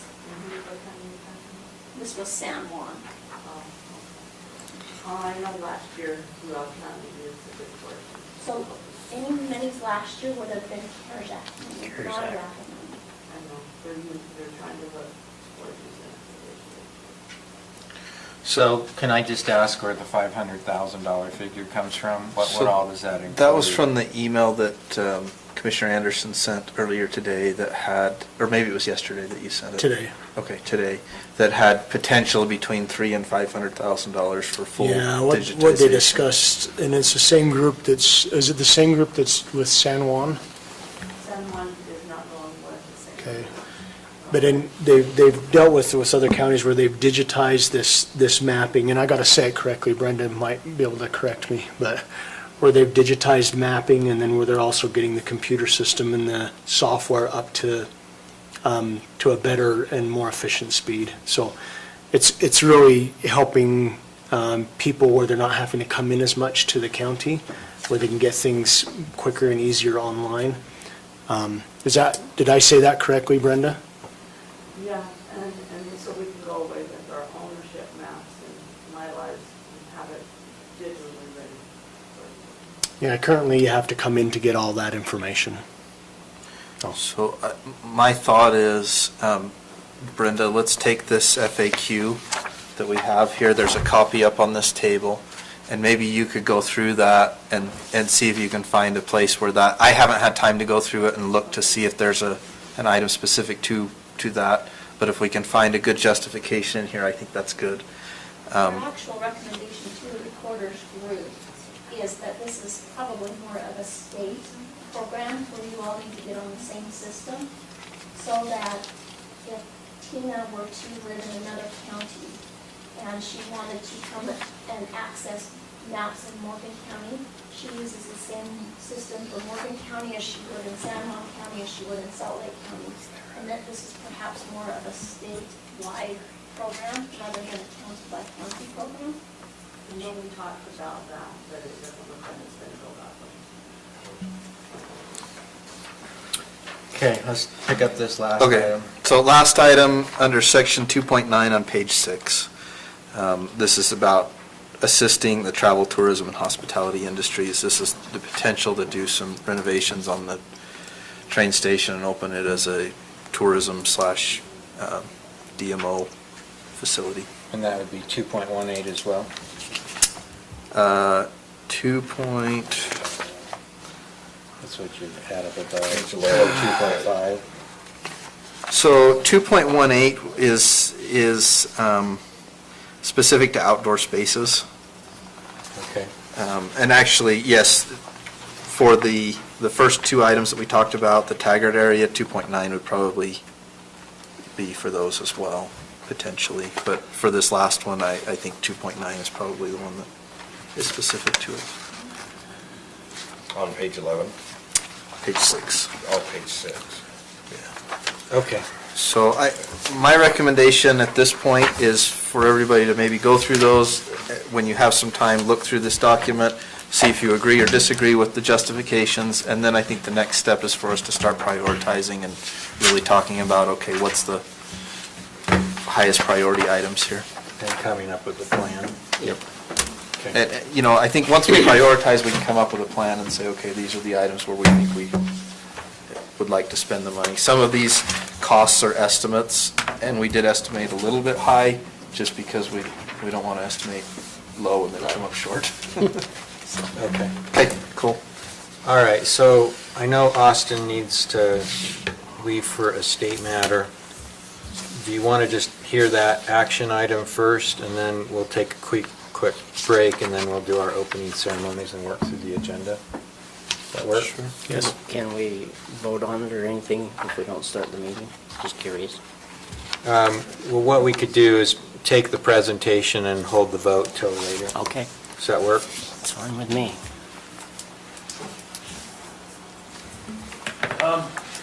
presentation's really simple. It's one of those items that I was trying to get with the money from 1983, 84, that project. This is one of the things I was asking for is a drone.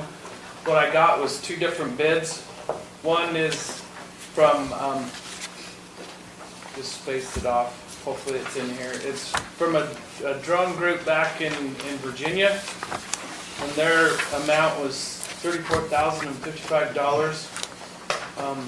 Drone Supply, I think was their name. The other one that I went with was the Rocky Mountain Unmanned Solutions. They're out of Centerville. The reason why I went with these guys is because that's who Box Elder uses for all of their drones, and all the things they do is they go through Centerville. West Valley as well, sorry about that. And it's law enforcement specific, and their quote was, before tax, is $27,166.65. So I think we don't have to do the shipping because I can drive from here down to Centerville and pick it up. So we'd probably not have to pay the shipping, and since we're the government, we don't pay the sales tax. But their entire quote was $28,491.37. I've been working with the State Division of Emergency Management, and they're working with the State Fire Marshal on getting us the training we need to be able to operate this drone. I asked them the price on the training, and they said it was free for us. So I've got 2 slots signed up for that, and we could probably get some more. We just need the hardware to do it. What fund does this come out of, Austin? It's the money that was set aside back in 1983, 84. So out of the funds that we gave you? Allocated the $120,000, yes. Yes. This would be a portion of it, what I'm using it for. Yes. Stacy, can you give us an account as opposed to the 1983 funds? Just while he's there. And so your preference is the RMUS Unmanned Solutions quote? Yes, And out of Centerville, Utah. And it covers it has all the capacities that you want it to have? Yes. As I recall, didn't we do a budget resolution? So we haven't actually moved it, but we did a resolution to move the funds, $120,000, to the emergency manager budget. So we wouldn't be taking it out of that fund, we would be taking it out of the emergency manager budget. It's 10-4255-610. And I'm guessing that a donated one never came through. No. Okay. Thank you very much. We'll vote on it as part of our regular item. Sorry to cause problems. Thank you. We're used to it. I'm just giving you a hard time. The sheriff will agree with you, so will Jim. All right, thank you. All right, let's take just a 5-minute break, come back at 5:35, and we'll start our regular session. Yeah. I know, and I was on the other line with Rusty, and then I ended up.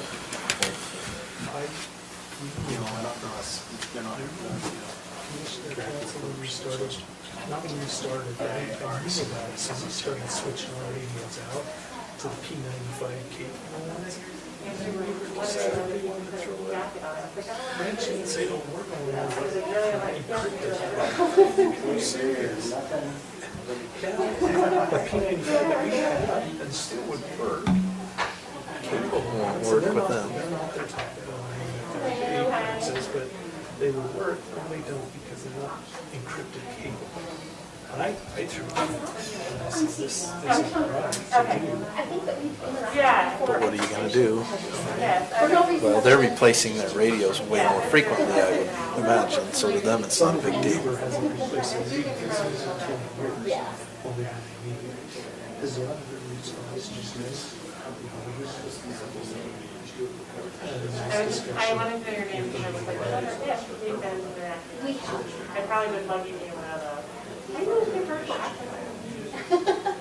You know, I've been here forever and a day, so I think that, and I know that for years, probably years ago too. Yeah. But you Okay. Well, appreciate you coming and sharing. I think that was very helpful.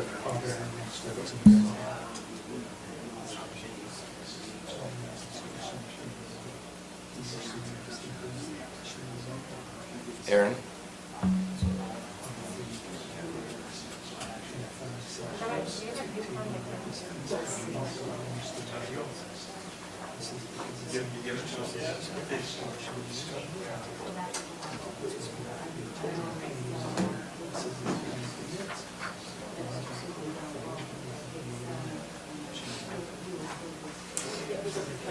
Come say something to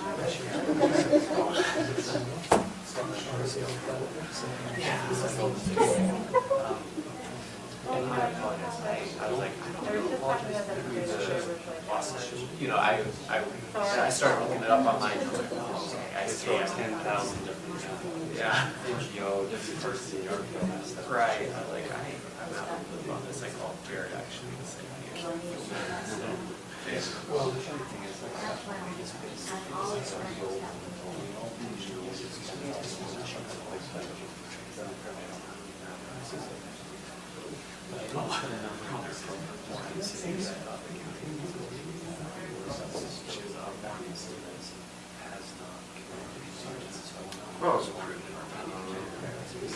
that was my question, because I was just like, are we gonna, do we know what this is? Because I hate to go off the rails down the road if we're expecting something.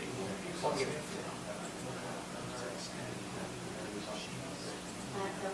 tell Lloyd that you can only build 35 feet high in the foundation. No, it's 30. No,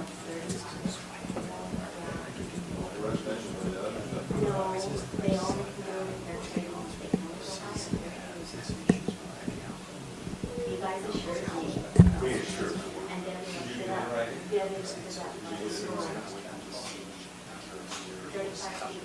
But that's great.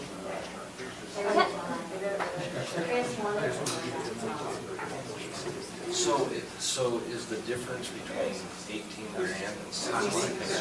Yeah, you gotta build it, because that's just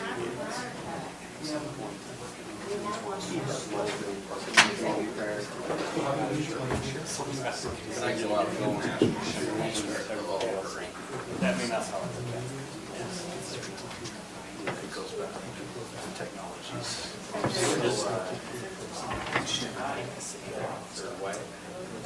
We could have a conversation.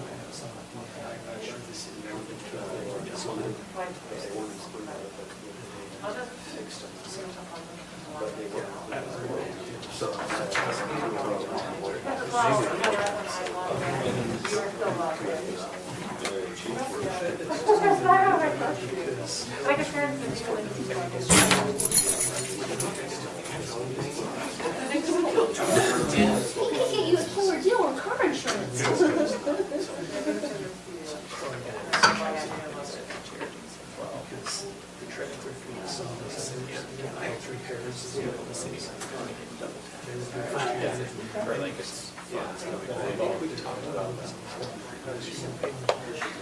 Oh, good, okay.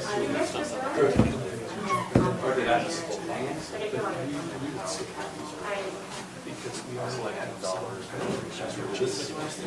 So we do that. I'll have Jimmy check exactly. That's, we were just saying, that's not your, actually not your attire. So that's it all.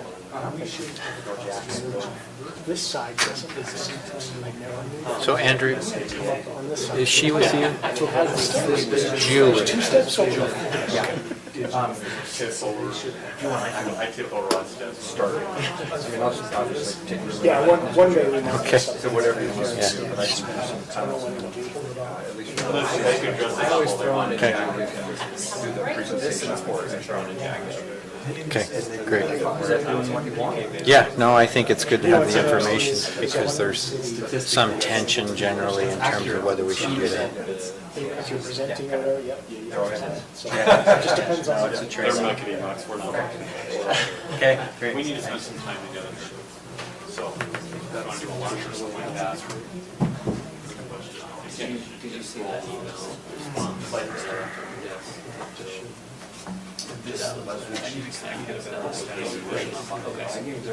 That meeting, invite is supposed to be. I didn't follow up. I gave you your email and said you need to be No, there. because when you came in, I was like, "Did you see email?" Well, I haven't seen it You're like, yet, "No." so.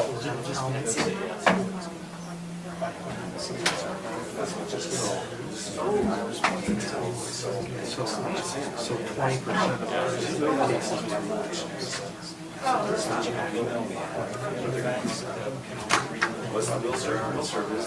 And depending on who you talk to in the county, they're gonna want this, they're gonna want that.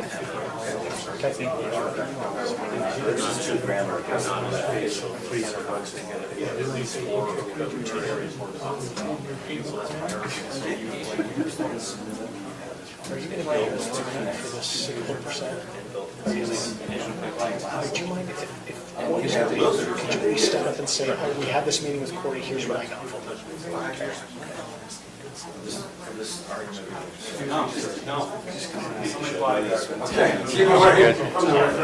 So you don't, just whatever.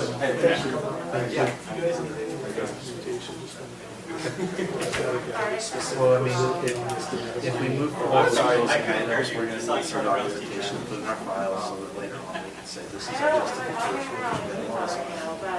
This item, here's our statistics.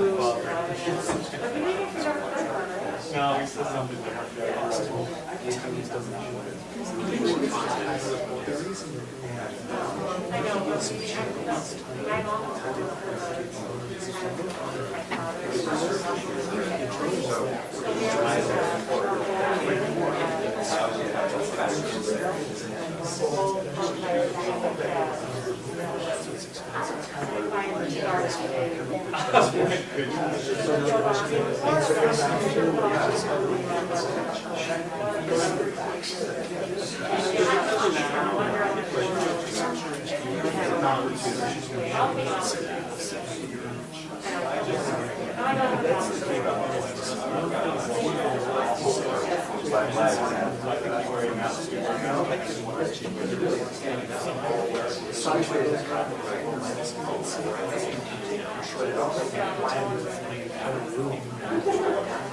Everyone in my office.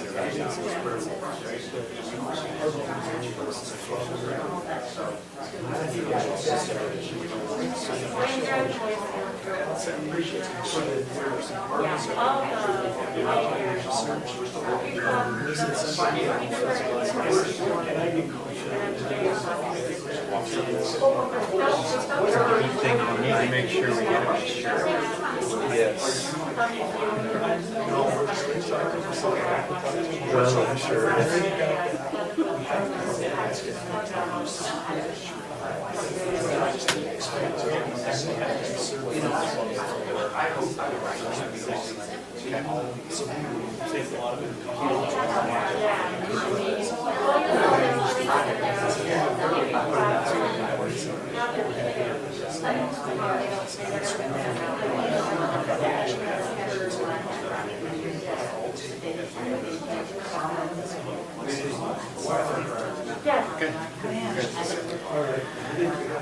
All right, if I could invite you back up, we'll go ahead and get started. How are you? Okay. Hey, it's good to see you. Nice to see that. Oh, okay. And Stuart?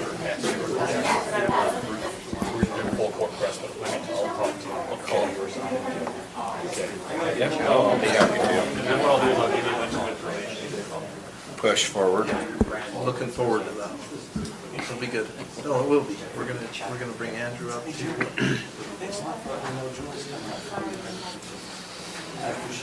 I didn't know. Hey, Jared, I didn't know that you had sent out information about this recorder's office. Lance, I didn't know she was coming. Just bringing treats tonight. Okay, we'll go ahead and begin our regular meeting. It's Tuesday, July 20th, 2021. All members of the County Commission are present. Welcome to those members of the public who have chosen to join us for this evening's meeting. I've asked Commissioner Wilson to give the invocation and a moment of reflection and pledge of allegiance. Our Father in heaven, we bow our heads before Thee. We give Thee thanks for the opportunity to be here tonight, and grateful, Heavenly Father, to live in such favorable circumstances in this beautiful valley. We're grateful for our citizens and thankful for all the time and effort that's put in our behalf and in the behalf of the residents, and we pray that those who are so faithful in reaching out and volunteering will be blessed in their lives. We're grateful for Thee, and we're thankful for the blessings that we receive at Thy hand. We ask Thee that we might have Thy Spirit to be with us this evening. Help us, Heavenly Father, to make good decisions for our community and be able to understand any concerns and be able to think of things that will better our community. We say these things humbly in Jesus Christ's name. Amen. Amen.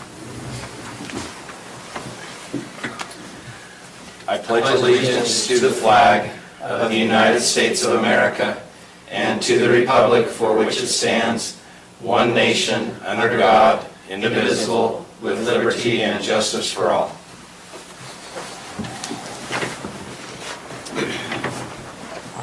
Thank you, Commissioner Wilson. We do have just 3 items on the consent agenda. There's the approval of the May 4th, 2021 meeting minutes.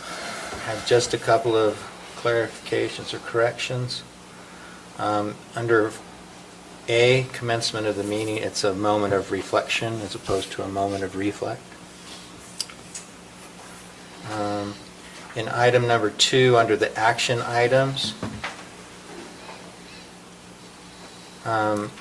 so Commissioner Newton moved to approve the Airport Advisory Board, I guess would be moving forward with looking at option 3, and also $3,000 to come, we just need an E on that word, from the general fund balance, remove the R. They didn't even work on that whole number, did they? Yeah, to Wasatch Civil Engineering, I guess, as opposed to Wasatch. We're not sending it to the county, just Wasatch Civil Engineering. Okay. Any other comments on the minutes? Okay. The approval of Just that I'm designs. grateful you're so detailed. Yeah, sorry. It's a hazard of Being an attorney. what I do, I guess.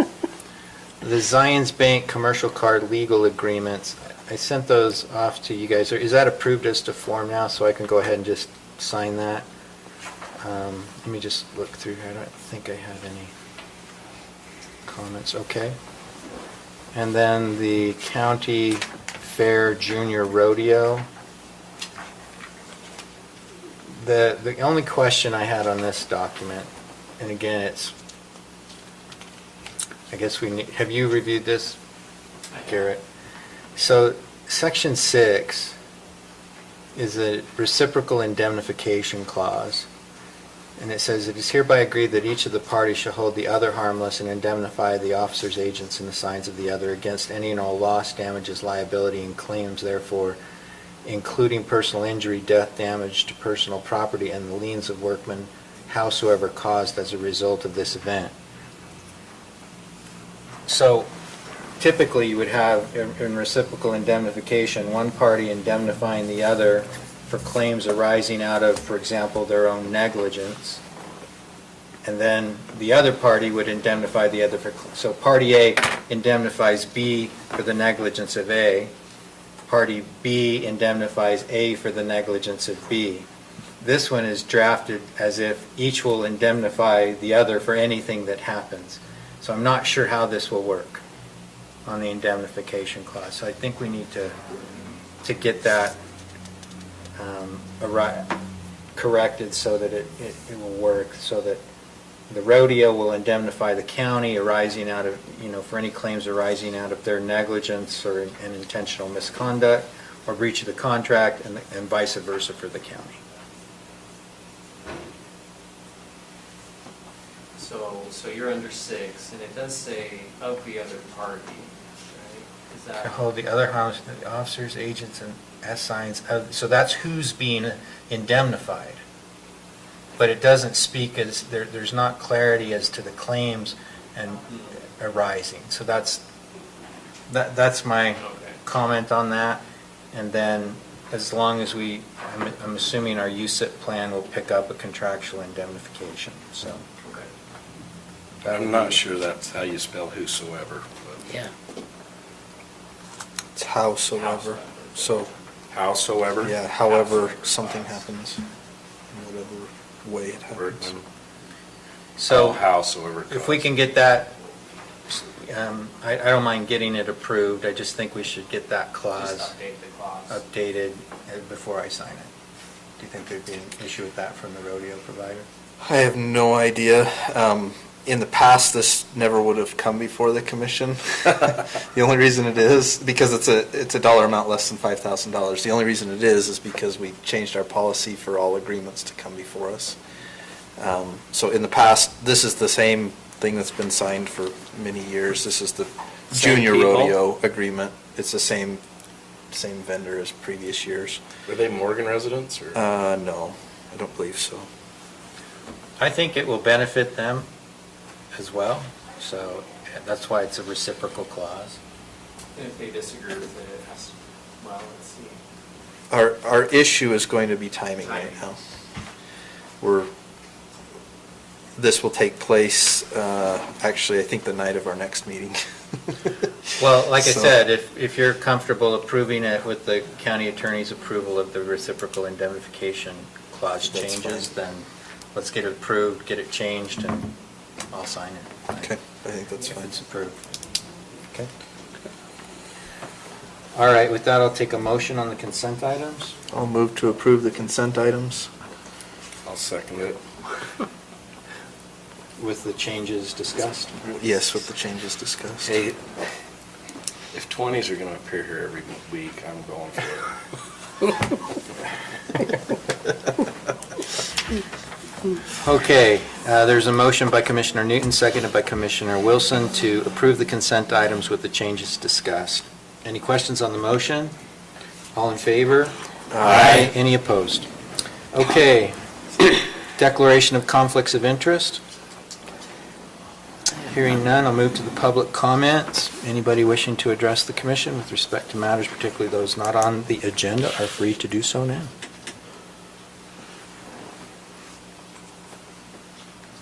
James said I could have 20 minutes instead of you.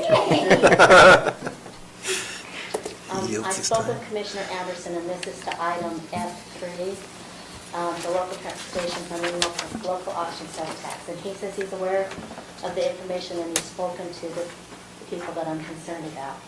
So I understand you don't have to have a public hearing for these two options, the first two options, and that it's completely up to you, but I would like you to keep in mind, and I know you are, Young Ford and Young Chrysler, that they have a lot of fleet sales based on having a lower sales tax than down below. And it will affect their income. If it affects their income, it will affect your income. So you may see a rise in the sales tax by passing a sales tax increase, but you might see a decrease in your sales tax income if they lose those fleet sales due to the increase. So they need to have a competitive advantage somehow where we're on the back side of the Wasatch front.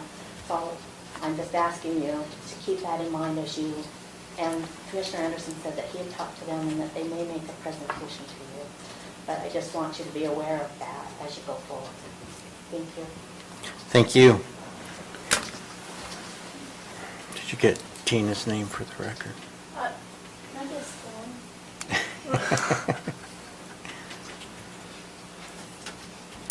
Okay, anyone else wishing to address the commission? All right, we'll move to our presentation, BRC, Chamber, DMO, and Economic Development.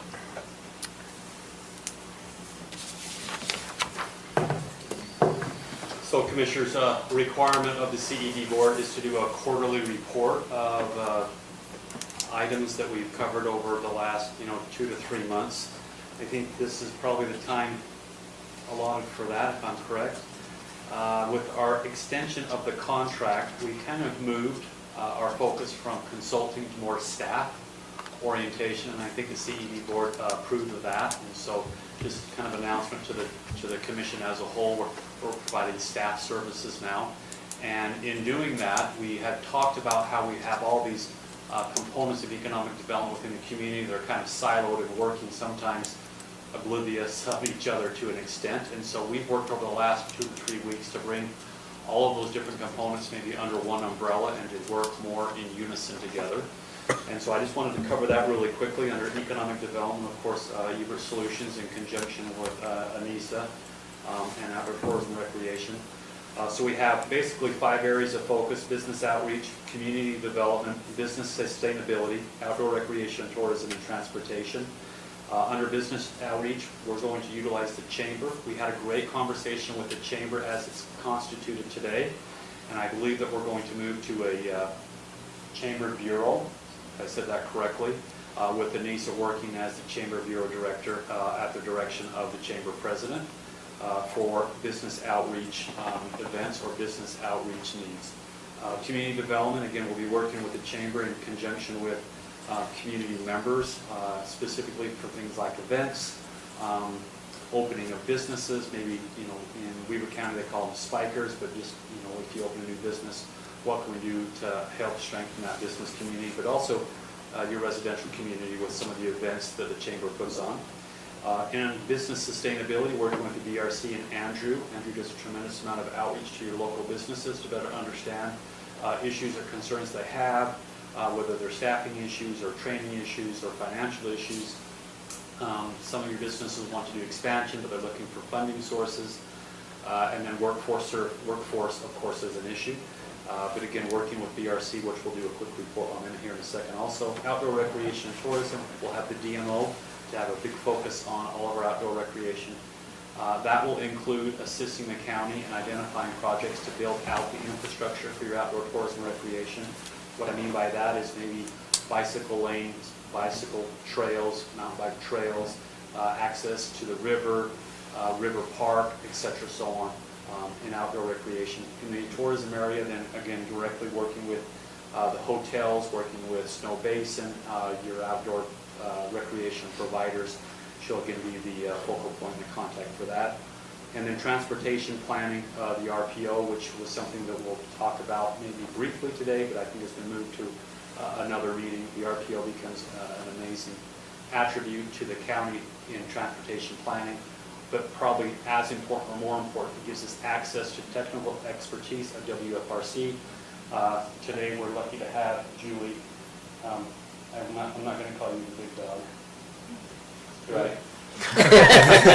But this team I've worked with individually and collectively, and they just have so many resources, so many areas of expertise. Mr. Gruber is very versed not only in transportation but also in the political structure, economic development.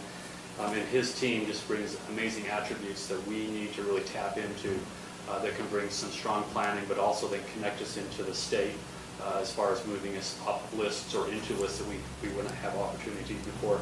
The RPO is the mechanism we use to accomplish that. So that is the structure we've been working towards. We've already started our meetings with both the BRC and the Chamber, and we believe the Chamber will be reviewing moving us under their 506C, 501C6, I don't know all the vernacular. And that way you won't have to kind of create your own. We'll just work under the Chamber Bureau and then interface directly into our business community to do that. The Chamber Bureau, again, there's some things that we got reported on in our last CED meeting. There's a big focus on them in their business marketing. They're creating business promotions, highlighting positive businesses, and then releasing some of those videos. Again, you know about the community involvement. We'll just touch on the golf tournament, which I think was a great success. Anissa was there and helped the process of moving that forward, helping the planning. The 4th of July celebration, the fireworks, your regatta, which I heard was amazing success, even though some of your boats got stuck on the low water. And then upcoming business expo and some of these items that the chamber is putting together to help strengthen businesses, but also, again, with your community outreach for your Christmas and other things. The Chamber Bureau, Chamber Bureau will also be working on education and training opportunities. Our suggestion is really getting out into the business community and understanding what their needs are, and then finding training opportunities to help those businesses. And whether it's, human resource or financial management or leadership, whatever it may be, that will be ran through the chamber. And then networking opportunities and representation. Again, representation in Nuke, in the workforce development, workforce services with Darren Rogers. Again, they work directly into the chamber to accomplish those things. Under the VRC, and a lot of times we don't understand exactly what the Business Resource Center does in conjunction with Davis Tech. But if we look at their numbers, I think it's fairly impressive. They had over 53 clients served last year with a total of 8 new businesses, which I think is an amazing success in the environment we've been in over the last year. They've created 37 new jobs, and if we remember the ratio that GoEd put out is for Morgan County, is 59-1. So there's a huge impact with 37 jobs, even though some may not think that's a lot. The impact is tremendous within our community. 87 bear visits, which again I think is an amazing amount of visits in COVID. Understanding that a lot of times businesses were shut down, so they actually had to do outreach, to them personally to see where they're at and what they needed to continue or move their business forward. They did 2 Wildcat Grants. There was an estimated $503,000 increase in sales because of those grants, and $409,225 in capital improvements or increases. So again, that affects your property tax because the value of the property has been increased. And they estimate almost $1.6 million in local economic development impact. So when we look at the BRC, we may be underutilizing it a little bit, but I think there is a tremendous value if we really get it organized and working in conjunction with economic development of the county. Under the CED, we've done a couple different things. I think I've talked to you about this before, but we created 2 subcommittees, one for broadband, towards the resource with Commissioner Fackel as we move broadband forward. We'll have more broadband opportunities coming for grants through the federal government. I think the infrastructure bill will again have more broadband dollars. But right now, following up on Beehive and their commitment to the community and whether or not they've accomplished that, and then moving forward with Liberty Broadband in their build out. And that subcommittee will help with that. Now we've also started the development committee. We have some initial conversations with our planner. Our planner, who is our land use expert, will work directly with this development committee as we kind of put together some ideas. We take his ideas, vet them, try to assist, take some of that load off, but also maybe looking at development opportunities, and as developments kind of present, having some experts in the area of development kind of look at what is being told, because sometimes it's hard for us to really judge whether or not what they're presenting sometimes will really occur, which is one of the issues I think sometimes it creates distrust of developers. So having another set of eyes on it, I think, is extremely important. And then Plan B, as we're looking at the Plan B opportunity when the state finally releases it, we'll run some of our suggestions through the CED board, and then present them all to the commission on what our next project is that we're going to put in for Plan B of the Rural Economic Development Grant. As you remember, we already provided the state with our report for this year, and we've already provided them with our application for Part B. All right. So really quickly, is there any questions? I'll give you a quick report from the last little while as far as what we've been really focused in on. We've worked our way through all of our GoEd grants as far as Part A and Part B. We did provide an active transportation grant, which was looking at, is it State Road 66? Is that correct, Commissioner Fackel? Highway 66, yes. And then we've also done some other grants. We did a federal grant with Congressman Moore's office. The issue with that is, as we talked to them, we had submitted the grant, but that initial allotment wasn't a tremendous amount, that earmark, and so we just felt like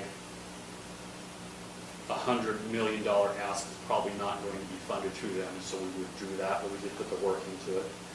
And then again, we worked through WFRC and our TLC grant. Julie gave us tremendous I think, direction in putting that together. We were awarded that. The report for this quarter is we worked directly with WFRC to put together the deliverables for the RFP, and we're in the process of sending that. Have we already sent that to Julie? So we're right around the corner of sending that to Julie so she can actually put the RFP out, and then putting the committee together then to take the responses to that RFP and pick a provider. We want to do that as quickly as we can, work in conjunction with Lance and the general plan update, and we may have a conversation if Landmark, who is providing the services for the general plan update, has a RFP response that we feel is comparable to the others. Maybe we want to use Landmark because they've already done a tremendous amount of that work, and they won't have to duplicate, and they may be able to give us some additional services in other areas that we may find valuable to us. Okay. Some of the general areas that we have been working on as far as project is Como Springs, which has a developer who seems fairly interested and motivated to move forward. We had general discussions with Morgan City on providing services, and we've had some general discussions, and I think Lance has responded back, or his office has responded back to their initial development that they sent out and some of the requirements. So that is moving forward. Snow Basin is under some possible expansion, and we're waiting for them to make their announcement, but we've been working directly with them. Wasatch Peaks, which is experiencing just a little bit of impact of our present construction crisis with supply chain, concrete, etc. We believe they're still moving forward. We don't believe it's a capital issue. We believe it's more of a supply chain issue. But we continue to work with them. The Mount Green Town Center development, we continue to have conversations with that developer who continues to be highly motivated and is working through some processes of land acquisition, etc., so on, whatever that may be. That's above developers. They always got a hand in 10 buckets. But he continues to be highly motivated to move that forward. And then working again with our state and federal partners on both East Canyon and Lost Creek. The Lost Creek State Park will be a brand new opportunity to provide outdoor recreation that may be a little different than East Canyon, and so working with them to build that out. So moving then to outdoor recreation and tourism, the DMO is up and running and looking to then coordinate and then actually work as a chamber bureau. We've had numerous conversations with the chamber president to move that forward, but the DMO component of that is always working. We need to have some general conversations with our commission about how we want to create the delineating entity for direction, which would be the county commission. And so we'll have to write that in the eventual contract with the chamber as a chamber bureau, that the director of the chamber still works in behalf and bequest of the county commission. So we're completely aware of that. But that is moving forward. We're working on business packages within the DMO, hopefully to a hotel. We're working on Explore Morgan campaign and an internet forthcoming campaign that will really focus on marketing the county, but also marketing the county. So the county and outdoor recreation and tourism, but also what's going on in the county for the community. So two different avenues of marketing, because we want the county to understand what the county commission is doing, why decisions are being made, community events that are coming up, economic development opportunities, but also out there, in Weber and Davis and as a region, what events you can come up to Morgan and enjoy. And then we are working right now in finishing up the TLC and moving that forward. And then the last thing I'd like to, well, maybe not the last thing, hold on. I've got another page. I'll hurry. The Mountain Green Interchange, we're working on building those relationships. I think that we have support from our legislators, but now we need to move something that Andrew told me a long time ago, Mr. Gruber told me a long time ago, is that we need to work with UDOT to get that moved off of RTIP. So we're working. RTIP? STIP. To move that at least onto the STIP where a legislator, if they want to talk about funding that, can pull that off of that list. And so that's a process we're working through. We've done some outreach to the governor's office, and we'll follow up on that, and then we're gonna have some outreach to Carlos, yours. Sarah. Yeah, Sarah. I can't say his last name, so I won't be the one talking to Sarah. But to let him know, we have a meeting tomorrow with Chris Chestnut, who is Region 1, District 1? Region 1 planner, and then also with Rob White, as quickly as we can. Jared was going to work on setting that up for us so that we can get this again in front of UDOT. We have some challenges with UDOT because they're really focused on safety and traffic mitigation, of course, which is what their role and responsibilities we expect them. But we want them to feel like we've at least brought them into the fold and they know what we're pitching, and so they're not caught kind of blindsided. But I think we'll make some headway on that. So just a couple small things that we've done that have been super exciting is we did do a tour with our WFRC with Julie and Marcia from WFRC Economic Development, and then Julie brought her transportation hat and really talked about what we were looking at in Morgan County as far as transportation, how the transportation infrastructure really feeds into our outdoor recreation, but also then into our commercial and retail growth, areas that we're really looking at, how we're all trying to connect all this, and how this is one plan with a lot of pieces that we're trying to move forward at the same time. When it's the chicken or the egg, sometimes you just make a chicken and the egg and you try to do them all at the same time, but that's a pretty big push. I feel like at the end of the day, they were both relatively positive, excited about what we're trying to do, and very supportive of moving that forward. So again, I've worked with Julie before, and she's a great asset for us to have this discussion. I'm excited about this.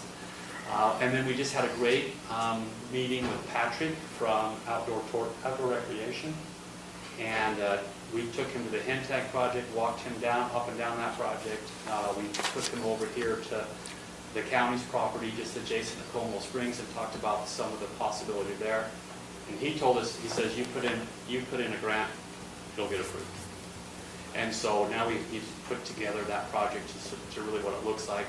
I talked to Commissioner Fackel and Commissioner Anderson about putting together a master plan, and so a lot of that is in the works. How do we create a master transportation, active transportation, outdoor recreation plan to better utilize Weaver River, and then create, trails and other amenities for outdoor recreation users. And again, he was looking at it as a multi-phase project where they would fund it at phases, and if we had kind of a general phase 1, phase 2, phase 3, phase 4, here's inputs, and here's where a whitewater rafting park can be built, and here's where you can have some outdoor picnic tables when you pull out of the river and all those types of things. So he was super excited about that. And we've done a bunch more things and talked to a bunch more people. We continue to have a tremendous amount of excitement about what we're doing. My last one is, and I probably shouldn't say this, but we stopped at the post one day and we were just kind of talking, and talked to a couple ladies in there about the Como Springs project, and they about came out of their chairs. I mean, they were so excited that someone was actually looking at bringing back the nostalgia of Como Springs and what that would mean for the community.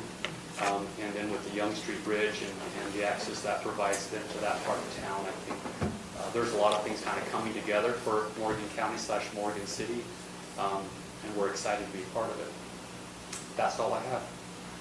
And it was like 7 That's it? That was a lot of information. Any questions for James? Actually, I just have a couple comments, James, real quick. The first one is, and I don't mean to really bring this up in a public meeting, but if you wouldn't mind contacting Morgan City, we're bringing the water for our pickleball courts restrooms. We're bringing water up and over, and also power from the fairgrounds area. So I think with Como Springs developer and the connection there with the city, that maybe we can make sure we put in the proper infrastructure for future connection. Who's the lead on that? Would that come to you, or would that go to Lance? I'll have the conversation, but they're going to ask me some technical details. I just needed to remember that. Okay. So yeah, you can call Brett, you can call Ty, either one of them. Go ahead. Anissa, would you remember to remind me? I was going to say, I think Anissa can hear me asking you, so. I know Brett's already had some conversations with the city about it, because we had they've been that talking yesterday. about the lines. Yeah, I think that'd be a good opportunity. The other thing I don't want to take any of the thunder from any of the other commissioners, but I want to read a letter that we received today. I just sent it to you and Anissa for a fun little tagline, but it says, The U.S. News and World Report named Morgan County as one of the top 10 healthiest counties in the United States. And this is from Senator Lee, by the way. It says this achievement reflects the diligence of county leaders like you who work to ensure the health and well-being of your community members. Well done. So I think that's a phenomenal thing to be in one of the top 10 counties of the U.S. And yes, there's many reports out there and there's from different locations, but what an awesome tagline. I think that's great showing for our county. So that's all I've got. If I could add, so there's some general conversation, some of you may have missed it, about the Weaver Morgan Health Department and some concerns that there was some dictatorial decisions which sometimes do come down. But there's a tremendous amount of technical expertise that organization provides that if you were to downsize it, you would lose. And so, again, my suggestion is maybe having some strong presence on their board. But I think, again, that type of an organization is an organization that helps to lend itself to having a very healthy community. Great. Anything else? We're number 9 on that list, by the way, of the 500 top healthiest counties in the country. Just made it. So Just made it. Pretty good. And we're not number 10. In November of last year. That's when I came on board. We've been the healthiest for a number of years in the state, and just keep improving. that's great. And the Weaver County Health is probably who's going to end up in the city offices in the basement. Yep. And so we're going to have some more interaction with them, and they're going to bring more of their programs to our county that we have access to. So That'd be great. Good. All right, well, thank you very much for that update. We appreciate it. Let's move to item F1. We've already had Austin's presentation with respect to the purchase of the drone. Are there any questions or discussion that you want to have with respect to that? Kind of falls within the parameters of what we had discussed earlier, but I suppose if that's how he, we kind of asked him to prioritize his priorities, and if that's one of his high priorities, I don't understand all that, but maybe it's going to be very useful. I hope so. I think it would be a benefit more in our county than a Haglund or possibly a six-wheeler or whatever. Agreed. I agree with that. And I think that's very good use of money because that can help us in all situations. And with that, it would be a benefit to our community. I didn't see in the contract any training. That was one of my concerns. But he says it's free, but I didn't see it in the contract. So yeah, this is just a purchase order for the drone itself. For the hardware. Yeah, the training comes through the state. So it does have and training some listed federal in training. the document. Yeah, On the it's- second page of it, it says, includes course packages for one user, ready to deploy videos, training, unmanned systems. Yeah, I thought that was kind of on-demand like training minimal package. training. But there is additional training, I think, they receive through the state, and they have to be signed off by the FAA for our insurance requirements, and so there's a testing protocol that those who are going to operate it have to follow and be approved on in order to do it. And I'm sure it takes some continued practice. You don't just pick those up and fly them. Yeah. Are you going to get the name of the $34,000 bid company? I didn't. It's on here. It's in the package. Yeah, the other one that was more money is by Matrice, MATRICE, 300 RTK Premium Public Safety Package. I take it that Matrice is the company. I just thought that was the name of the drone, sorry. It could be. That's the only name I see on it. Okay. Is there a motion? Mr. Chair, I move that we approve the purchase of a drone to be used for law enforcement, search and rescue, fire and EMS, to be purchased from the emergency management budget. Second.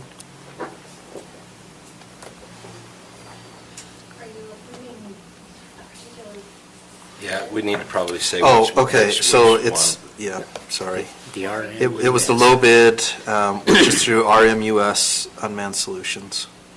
Total dollar amount of, 27,166.65. thank you. Print all that up a little when I'm done. And the account? I believe if I wrote it down right, it was 10-4265-10. 10-4255-610. 610, okay. Gosh, okay, 10-4255-610, which is the emergency management line item. Okay. Your second still stand? Second? Okay, so there's been a motion by Commissioner Newton, seconded by Commissioner Anderson, to approve the purchase of a drone for law enforcement, search and rescue, and fire from RMUS Unmanned Solution in the amount of $27,165 to come from account 10-4265-610? 55-610. Any questions on the motion? I have a question. You said 165, or it's 166.65? On the account? No, on the total dollar amount. 27,166.65. Okay, I just want to make Let's sure just say you the said dollar that. amount that's listed on the. Right. On the purchase Okay. agreement. Okay, Got it. Thank you. Okay. All in favor? Aye. Aye. Any opposed? Okay, second item. Commissioner Anderson, approval and agreement by and between Wasatch Front Regional Council and Morgan County to establish a rural planning organization. Yeah, I sent an email earlier today. We just need to get some final adjustments on this agreement. I wanted this full agreement to be before you guys so we could make the right decision on it. As James mentioned earlier, this RPO is extremely important for the county, and we're excited to get it up and running. It's set up where it's going to be solely for Morgan County and Morgan City, so we're excited about that. And we're just making some final adjustments on that agreement, so I asked that it be tabled to next commission meeting. Okay. Just a question. So on the payment for the services, so the estimated amounts in Roman numeral 4, payment for services, so our portion is the $11,400 match? That's actually some of the numbers we're Clarification. Okay. clarifying, so I don't want to speak to that quite yet until we've Okay. clarified it, so. All right. So there's a motion to table. Is that by way of a motion? I'll make a motion to Just table. postpone, right? Because tabling. anyway. Sorry. Yeah, it Okay, gets rid of postpone. postpone Until the future next meeting. I'll second that. Okay, a motion to table this item from Commissioner Anderson, seconded by Commissioner Wilson. All in favor? Aye. Aye. Any opposed? Okay, item number 3, Commissioner Anderson, discussion/approval of a local transportation funding local option sales tax, 59-12-2217 and 59-12-2219. I assume those are Utah State Code references? Yeah, they're the 2.25% sales tax options that we can actually approve by, I believe the definition is by governing body. So if you remember, Julie came before us, I want to say it was 2 or 3 months ago, and gave us a presentation of this and said, hey, here's what you're able to do as a commission now. We were unable to do it as a council a few years back, but they've since changed what we can approve and what we can approve. I know there's been some discussions in our COG meetings. There's been discussions from the city. There's been discussions with other commissioners, with WFRC, of saying, hey, what are you guys going to do with this? Do you want to approve it? Do you not want to approve it? So I really wanted to bring it before us to start that discussion. As I sent an email out, looks like it was on the 15th, to all of you commissioners. As Tina Kelly mentioned earlier in the meeting, I set up a meeting with Corey Martin. Our Economic Development Director, James, and Anissa was there. We went and sat down with Corey to say, what's your take on this. I believe it would affect him more than any other business, I believe anyways, in the county. So we wanted to get his understanding and feeling about it. He was invited to this meeting. I didn't know if he was going to make it or not, but he said that he wanted to actually get his marketing team together to have a presentation the next meeting. So I think that is their plan, is to give us a presentation on that. Obviously, Julie and Andrew are here to describe how this would work, how it operates. I kind of want to hear from them first. I don't want to misspeak with what I'm saying, but I definitely want to bring up where Morgan County lies compared to other local counties and local cities as far as this local sales option is concerned, and go from there. Okay. Why don't we hear from Andrew and/or Julie, however you'd like to handle that. Thank you very much, Commissioners. Andrew Gruber, I'm the Executive Director of the Wasatch Front Regional Council. We're very happy to be here with you tonight, Julie and I both. I know that you all know and have worked with Julie as she's been working with all of you with the RPO that existed before. And then, I know we're not talking about that item, just briefly to note that the RPO that existed before, which covered Weaver County as well. And I just want to say that I think there's a lot of value in having the RPO be focused on Morgan County, the city and the county, to make sure that you all and all the relevant stakeholders are able to work together and be on the same page with the priorities, the plan and priorities for you and for your county. So we're working through with the Commissioner, with Garrett, some of the language of that, and just are very happy to be able to help you in that process. The Wasatch Front Regional Council, as you all know, we're an association of governments. So we work mainly on the Wasatch Front, but also with Morgan County and Tooele County. Commissioner Newton actually sits on the Wasatch Front Regional Council, and Commissioner McConnell on the Regional Growth Committee, and Commissioner Fackel on the Active Transportation Committee, and Commissioner Anderson on the Transcom. So we like our committees. Because we look to build consensus and provide information to people, okay? It's sort of in that spirit of providing information that we're very happy, when Commissioner Anderson said, can you provide us information? Julie's provided some before, and provide more information to you now about the option that you have, the statutory framework for potentially adopting one of two local option transportation sales taxes. We have been through this before with other counties all over the region. And these decisions are never easy. The decision to impose a tax, to raise taxes, it's, I think, one of the hardest things for elected officials to do, and for good reason, because these are hard-earned dollars from the public. And so you weigh that process of what are the investments that we need to make that these revenues would generate, and then what impact does that have on our residents, on our businesses in the community. So let me just be clear, we are not here to advocate one way or another whether you should or should not adopt one of these local option transportation sales taxes. That is not our role, okay? What our role is to be helpful to you and provide information, because it's important, I think, as you consider this, to make sure that you have the best info about what's the statutory framework, what can the money be used for, how do we impose it, those types of factors. So it's in that spirit that we're here. And with that, I'm going to turn it over to Julie, who has put together this presentation for you to walk through the statutory framework and how this could work or would work if you were to move forward. Okay?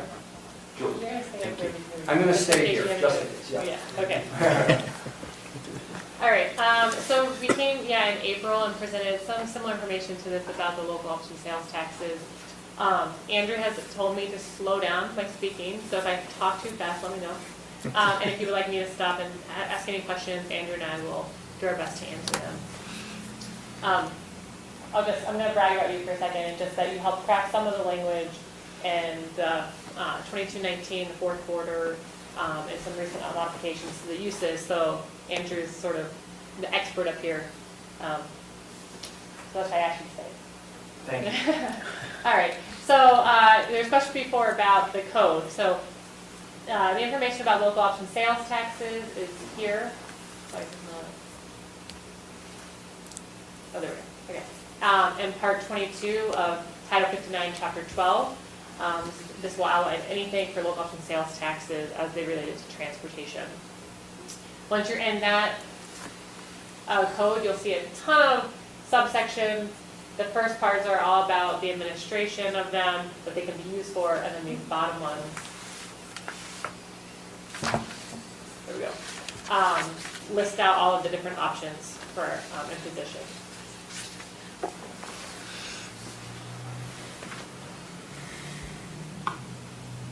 I don't, this doesn't work as well as I thought. Okay, that's the last one, so I'll say next. Okay. So there are currently 5 quarters that a county or city or town can impose. They range between a 0.2% and 0.3% sales tax, and they vary between the classification of a county, whether there's transit, and then they don't need to be implemented in order. So when we say the first quarter, that doesn't have to be implemented before you impose the third or fourth, for instance. And just to remind everyone, when we say 0.25% sales tax, we're referring to 1 cent on a $4 purchase or 25 cents on a $100 purchase. Yeah. Section 5912.2212.2 outlines all of the allowable uses for the local option sales taxes for transportation. And you can see that they're pretty broad. Any kind of construction, maintenance, operation of pretty much any type of transportation, roads, sidewalks, airport facilities, active transportation, intelligent transportation systems. So this is like signals that like a transit bus could be coming up and the signal changes knowing there's a transit bus, or like the traffic operations center at UDOT where they're watching the roads and the cameras, public transit systems, and then this Q1, if we haven't thought of something that might get invented later on, other modes and forms of conveyance used by the public. You can also bond against the local option sales taxes, and they can be used to pay for port preservation. So pretty much almost anything you need to do related to transportation can be paid for through one of the local options. I have a question for you. Yeah. What is this intelligent transportation system? Yeah, so that's, so like UDOT, when it has cameras everywhere, so like, so they're watching traffic and they can do signal timing based off that. Some of the buses and the fire trucks have little transponders that will get the signal to change as it approaches. Okay. So anything like that where there's technology involved to manage the transportation system. Okay. When your vehicles become connected or autonomous, all of like that type of infrastructure can be paid for through this. And so that also, you've got an airport facility, so how will that help that or do anything toward that? Yeah, so you can use it for an airport facility here. There is one of the options is more, has some caveats about the airport facility. I think it has to be it has to be a certain type of airport facility, but the 2 options that we'll talk about today, you can use them towards the Warren County Airport. Okay. Okay, so like I said, there's the 5 options. You're eligible for 3 of the quarters here in Morgan County based on the size of the county or the transit presence. So there's no first quarter option for Morgan County because all of those relate to transit, and there's not a transit district here. So 2 of these need to go out for voter referendum. The other 2 that we're talking about today, 2217 and 2219, can either be adopted, imposed by this legislative body or go out to voter approval. And then the use of the 2 we'll talk about today is sort of all of those uses that we just talked about. Can you Yeah. just back up, Julie, just for 1 sec? Just want to make sure that just make sure that this point is really clear about the act of imposition. So under the statute, there are certain options that are authorized that require going out to referendum for the voters, and others that do not require that, okay? So it's, as Commissioner Anderson said, it's the legislative body, the governing body. So the county commission has the ability on its own to impose, you obviously have to take an action in a public meeting to do that, but to impose these quarters, this so-called third under 2217 up to 0.25%, or this fourth under 2219, again, 0.25%. So you're eligible to impose them, and you can impose them without kicking it to the voters. Now, you could, if you wanted to, but it is not required. And the counties that have done those, the third and fourth quarter, since the law was updated to not require a referendum, the counties that have imposed those have done it just by action of the county. Okay? And Andrew, real quick question on that. When did that change? When did you sense that change? When was that?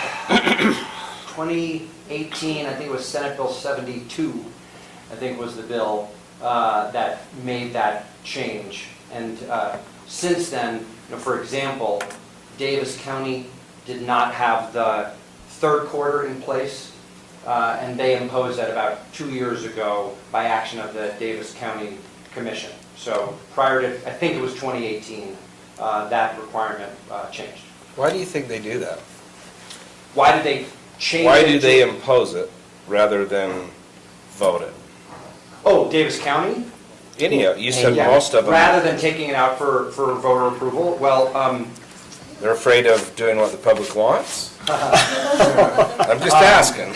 So, not to pretend that I can get into the head of any specific county commissioner, but I think that as they talked about it, they went through a public process, a county commissioner, county council process.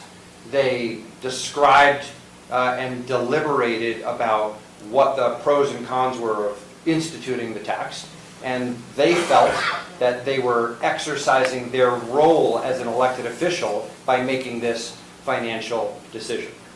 And so they did not think that at that time it was necessary, just as with most spending decisions and even revenue decisions, most of those don't go out for referenda.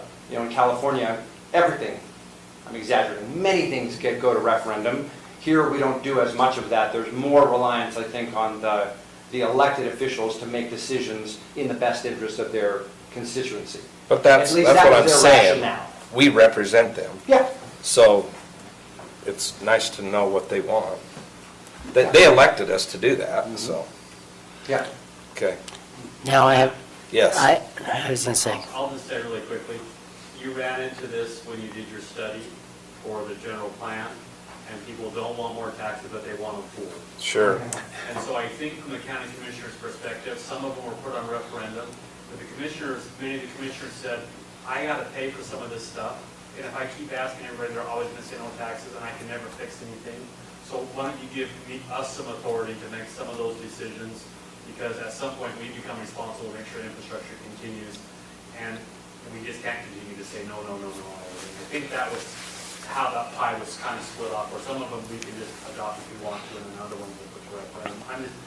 Mr. Gruber has to be kind of politically correct. No, I I understand. think that's why they did it. I think somebody said we're gonna do it. I see both sides. I do see both sides of it. I'll just also just briefly add that when this was discussed with the legislature and this change was made, there was a recognition from the legislators that they were modifying tax rates or imposing taxes by action of the legislature without putting everything out to referendum. And then there were opinions among many county officials at the time, why, I guess I'll put it this way, why is the legislature not letting us, trusting us to make the decisions that they are making, and we're required to go out to vote a referendum when the legislators, who are also elected by the same people, they're not requiring that of themselves. So make us as a county, give us the ability to decide whether we want to put it out to a public referendum or not. So again, that's your option, you're just not required to do it. okay, question I have, we've talked about having 3 quarters that we could possibly do. Where is the third one? It's the second quarter right here. Okay. But both of those need to go out to vote a referendum. And you have Okay. 2 options there, but the 2214 you can only use for transit or the airport. You don't have a transit, so that whole quarter would then go to the Morgan County Airport. And Okay. it wouldn't help you fund any other transportation facilities. Okay, and so that up to 0.25%, that means it can be in increments less than that if we wanted to? Can we increase it at a later time if we wanted to, up to the 0.25, or does it have to be at one time?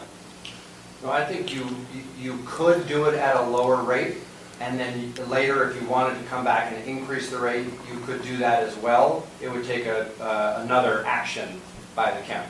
Okay, but, so we could go like a 0.15 and But there is a come back deadline and- of July of 2022, right? There is not, there is not. So for some options, for some places, there are deadlines. For you, for these, there is not a deadline. Okay. I just worry about what we're gonna end up with Biden. I just have no idea what our taxes are gonna be for our county, of what our people are gonna end up with, and it concerns me. We can always You can also decrease impose it. an appeal Yeah. if you decide that you want to do that. So you're in control of the imposition and the timing of it. So we can actually decrease it if we wanted to at a later date, but I doubt we would. Well, maybe. My biggest, go ahead, you finish, and then I'll tell you my biggest problem with the whole thing. So I just wanted to show you what if you impose something would compare to the counties in the region. So this is pretty much every county in northern Utah besides maybe Duchesne. And you can see what they've imposed for each individual quarter and then the total transportation local option. Now, some of these are only in certain parts of the county. So for instance, Box Elder, those are really only in the Perry, Willard, Brigham City area because they're in a transit district. And then on the far right of this chart, you can see the overall sales tax rate for all sales tax. That includes the state sales tax. And this is to show you that right now Morgan County is sitting pretty much at the bottom of this range. The county's sales is 6.2%. The 6.45 is within the city because they imposed the first quarter last year. So that's that. This is the 0.25% just within the city boundaries. So if you were to impose another quarter, then your overall sales tax would go up to 6.45% in unincorporated Morgan County and 6.7% in Morgan City. And you can see that that's in line or lower than all other places within the region besides unincorporated Box Elder and unincorporated Wasatch counties. But incorporated Wasatch counties is up to 7.5% and incorporated Box Elder is 7.10. So just put that in perspective of what it means to increase your taxes by the 0.25%. As of now, I mean, as is demonstrated by the chart, of the large Wasatch Front counties, all four of them have all imposed all 4 quarters. And then there's varying, in the counties around, including Morgan, there are varying rates for varying reasons. So even if we impose, let's say, just a quarter, we would still be lower than the majority around us. Than the majority. It's a little unincorporated, so outside of, outside of the UTA service district, really. And so with the city already imposing the first quarter, you're imposing a quarter on what is left in the county, so anything that you're receiving sales tax on would be what, Old Farm? No, it would be on the entire county. It would include the city. Including city. So Yeah. an additional on top of what the Yes. city has already Right, done. so the city will go to 6.7, or 6 point, Yep, 6.7 if it's just a quarter. yeah. Which is at sort of the bottom range of Willow County. So there are 2 options that we're talking about today is 2217, the third quarter, and then 2219, the fourth quarter. And so both of these options can be used for all of those eligible uses we talked about before. Like I said, we talked about many times that you don't need to go out to referendum. And then this is just how it's imposed. So if the county was to take legislative action and pass one of these quarters, you would notify the tax commission, and then you would start collecting revenue the first day of the quarter, 1 full quarter after you've notified the tax commission. So it would be a few months out. So in other before you words, started collecting taxes. if we did it, say, today or next week or next time, it would not take effect until October, or it wouldn't take effect till January? January. January. It's on the calendar quarter, Okay. so January. That's when they start charging it? Yeah. So we have a whole 6 months to wait? Well, because we're in the first part of a calendar quarter. Right. Yeah, we're in July. We have until. That's the third We have until quarter. the second meeting in September to pass it and let them know, and then we'll be done by January 1st. If we voted on it today, we wait longer, but it's not going to be Okay. imposed until January 1, Now, if given we the take quarter action we're on. 3 weeks ago, then. Right. Now, if we roll into October, November, December, then Well, we're it's a back quarter again. later. And Catch the Christmas working sales. with the tax commission on designing the statutory frameworks, they are very, very careful to make sure that they have the ability to impose and manage the tax collection. And so this was set up in this way just to work with them on their schedule. Slow government process. I don't know, they collect from me monthly. Well, I know, I do every quarter, so. They're just going to give you advance notice when you're ready to raise it. But I just wanted to show you the difference between the two options.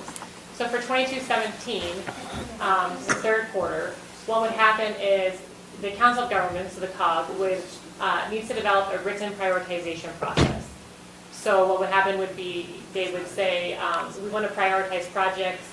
You must include cost effectiveness, mitigation of congestion, compliance with federal laws, economic impacts, tax revenue for maintenance and operations, and then other provisions that the COG deems appropriate.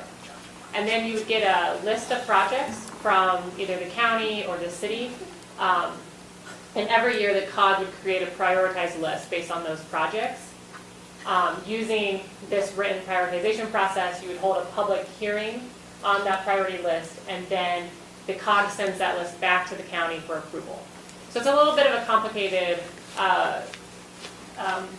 process to collect the projects, prioritize the projects, and then approve the projects, but that's how 2217 is set up. So Lance, if you go to 2219, so here we have a different setup, and as the code is written, because you don't have a transit district, the 0.15% of the 0.25% comes to the county, and the county can extend it the way the county wishes. Then 0.1% gets collected from and distributed to the city and the unincorporated areas based on a formula. Yeah, there's a little animation on this one. Sorry. One more. 50% population and 50% of the location of transaction. So the county would then receive more funding from that 0.1%. And so at the end of the day, and I don't know off the top of my head what's the population distribution or the location of transaction, but let's just say, Morgan County would receive like 0.15 plus whatever, 0.03, and then the city would receive like whatever, 0.07. And then the city has the 0.07 or whatever, and then the county would get the rest of the money to distribute and use as the county sees fit. Does the state tax commission do that calculation and distribute Yeah, funds that to us? distribution is based on all locations that have imposed this particular quarter, and then, so they collect the population and transactions for the whole state, and then figure out the percent distribution based on that. So total revenue that's collected in the state, and then, so there are winners and losers in that. I think like Summit County, for instance, because they have a lower population but a higher location of transactions because they're very tourist, tend to be like donors, and then I think people that have like higher populations but less transactions tend to get sort of more revenue. But it's not, it's not like shockingly off. It's just, it's not exactly what you've collected at each city, for instance. So basically what we're doing is if we enacted this one particular one, 2219, we don't get the full 0.25%. That's correct. Morgan City gets it. Get some of it, yeah. A portion of the 0.1%. We get the other 0.15. They get a portion of the 0.1% because that one's split, because if it's done on population, okay, then we would get a about portion half of of that. it, because there's almost the same population in Mountain Green as there is in the city. In Morgan City. And the other one in 2217, if Morgan City, let's say the Young Street Bridge, they would apply to the COG to be on that prioritized list. So this does give Morgan City more control over some of the funding versus the COG, but Morgan City sits on the COG, so they also have a seat at that table. And in terms of the expenditure of the funds, I understood what you described, that we don't have to have that in place in order, that's already in place. If we pass the tax, then we'll just roll that into that system. The COG system? The COG system's already Yeah, there. we in already place. do We that already for- participate. Yes. It's just additional funding to be allocated pursuant to that process. Andrew's going to clarify something. Sort of. Okay. So, just go back. I can't. Please go back for 1 second. So just on the third quarter, right? Right. It's 0.25 up to 0.25. So let's just say 0.25. It all stays in Morgan County, but there's the COG process. So, Commissioner, you're saying, oh, well, the COG's already got a process for reviewing things. You'd have to evaluate that COG process and make sure it complies with the statutory requirements.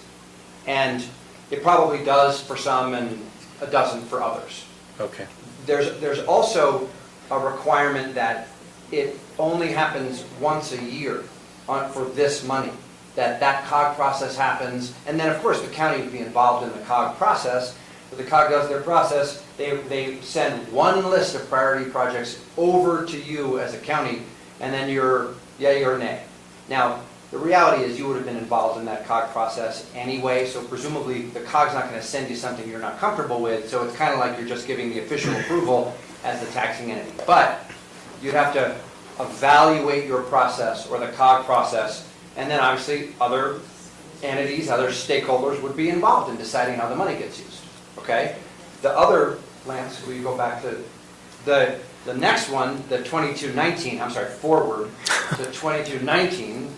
Yeah, so this one, 2 more clicks. This one, you don't have to do all of that stuff. And so in a way, it's much simpler, it's much more straightforward, because it's just 0.15 of it comes to the county, you use it through whatever process you want for the eligible uses, and then, Commissioner, if let's say the split is like you're saying, it's like half and half. So half of that 0.10 or 0.05 would go to the city. They use it for whatever they want to use it for, and you would get the other 0.05. So the county, in essence, with this fourth quarter, would get about 0.2. So out of the 0.25, the county would get about 0.2. And then you just use it for whatever you want to use it for. So it's just different approaches and different structures. Okay, thank you. Do we have an idea anywhere with any numbers as to how much we Yeah, so if agree? we go to the next slide. Yeah. So in calendar year 19, there was about $127 million in taxable sales within the county. So if you did one quarter, 0.25, it's about $320,000 in revenue back to the county. And then if you could do one more, I just showed you what this meant. It would be about $26 a person increased fees or taxes, and then per household is about $95 extra a year you're paying in tax. And then the county would get 320. Well, you inflate it from calendar year 2019, but. I'm sorry, Julie, that's the 318.5. That's the full 0.25. Yes. That's the total amount. Okay. And then if you do the fourth quarter, then like a fifth of that would go to the city. So that's the total amount that would be generated by a 0.25 Okay. based on calendar year 19 sales. That doesn't take into consideration that some of those taxable sales are transient people that are coming in and out, right? Right, so yeah, the 127 is all taxable sales within the county, whether that's online, whoever pays that. I just divided that number by your population. Sure, I didn't think you could without divide it out. tourists. So it would be lower than that for The actual cost. for the county residents. See, that's a good point, because to me, that's what's more appealing about sales tax than property tax increase. Right. Because the property tax increase is borne specifically by our residents. That's also a tax that we have control over, and we could increase if we wanted to.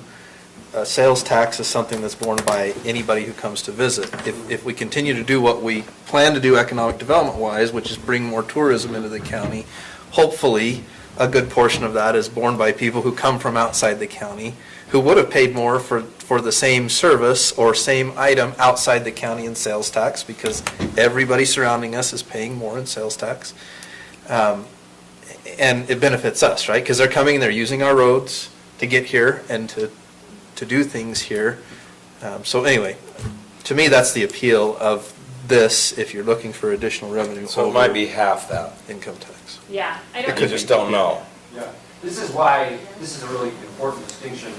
This is why Summit County, for example, with Park City, they love this because they have folks coming into Park City and Summit County all the time that are spending money from outside. So it's not as much of a burden, to your point, Commissioner, on their residents. So it's a good point that we should, and Julie, I mean, imagine if you want, we can do further analysis on how much of your taxable sales are generated from your residents and how much outside. Presumably that information exists somewhere, and do some updating of the numbers.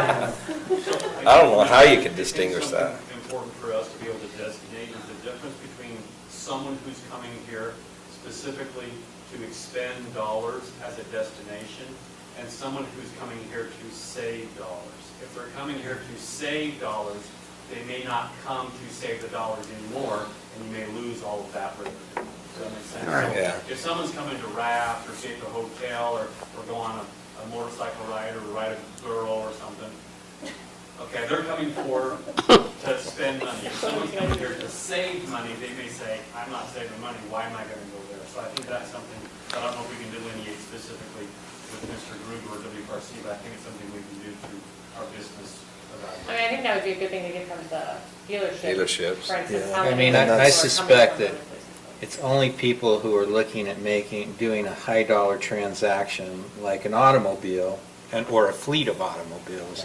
where that makes a difference, because I would bet our county residents spend far more in the Wasatch front than they do in this town. Morgan County, simply because of the available places to shop and what you can buy. I mean, you've got your automobiles where it makes sense to buy it here, assuming that this You like dealership 'em. carries the kind of car you want to Right. buy. I think the number they gave us was 17% about of Morgan Yeah, residents buy and here. then we have an ATV dealer that, again, if it's the product you want to buy, that's what I don't typically make my decisions based upon the sales tax of the location, that's charged at the location we're going to buy. But I'm sure we export sales tax dollars.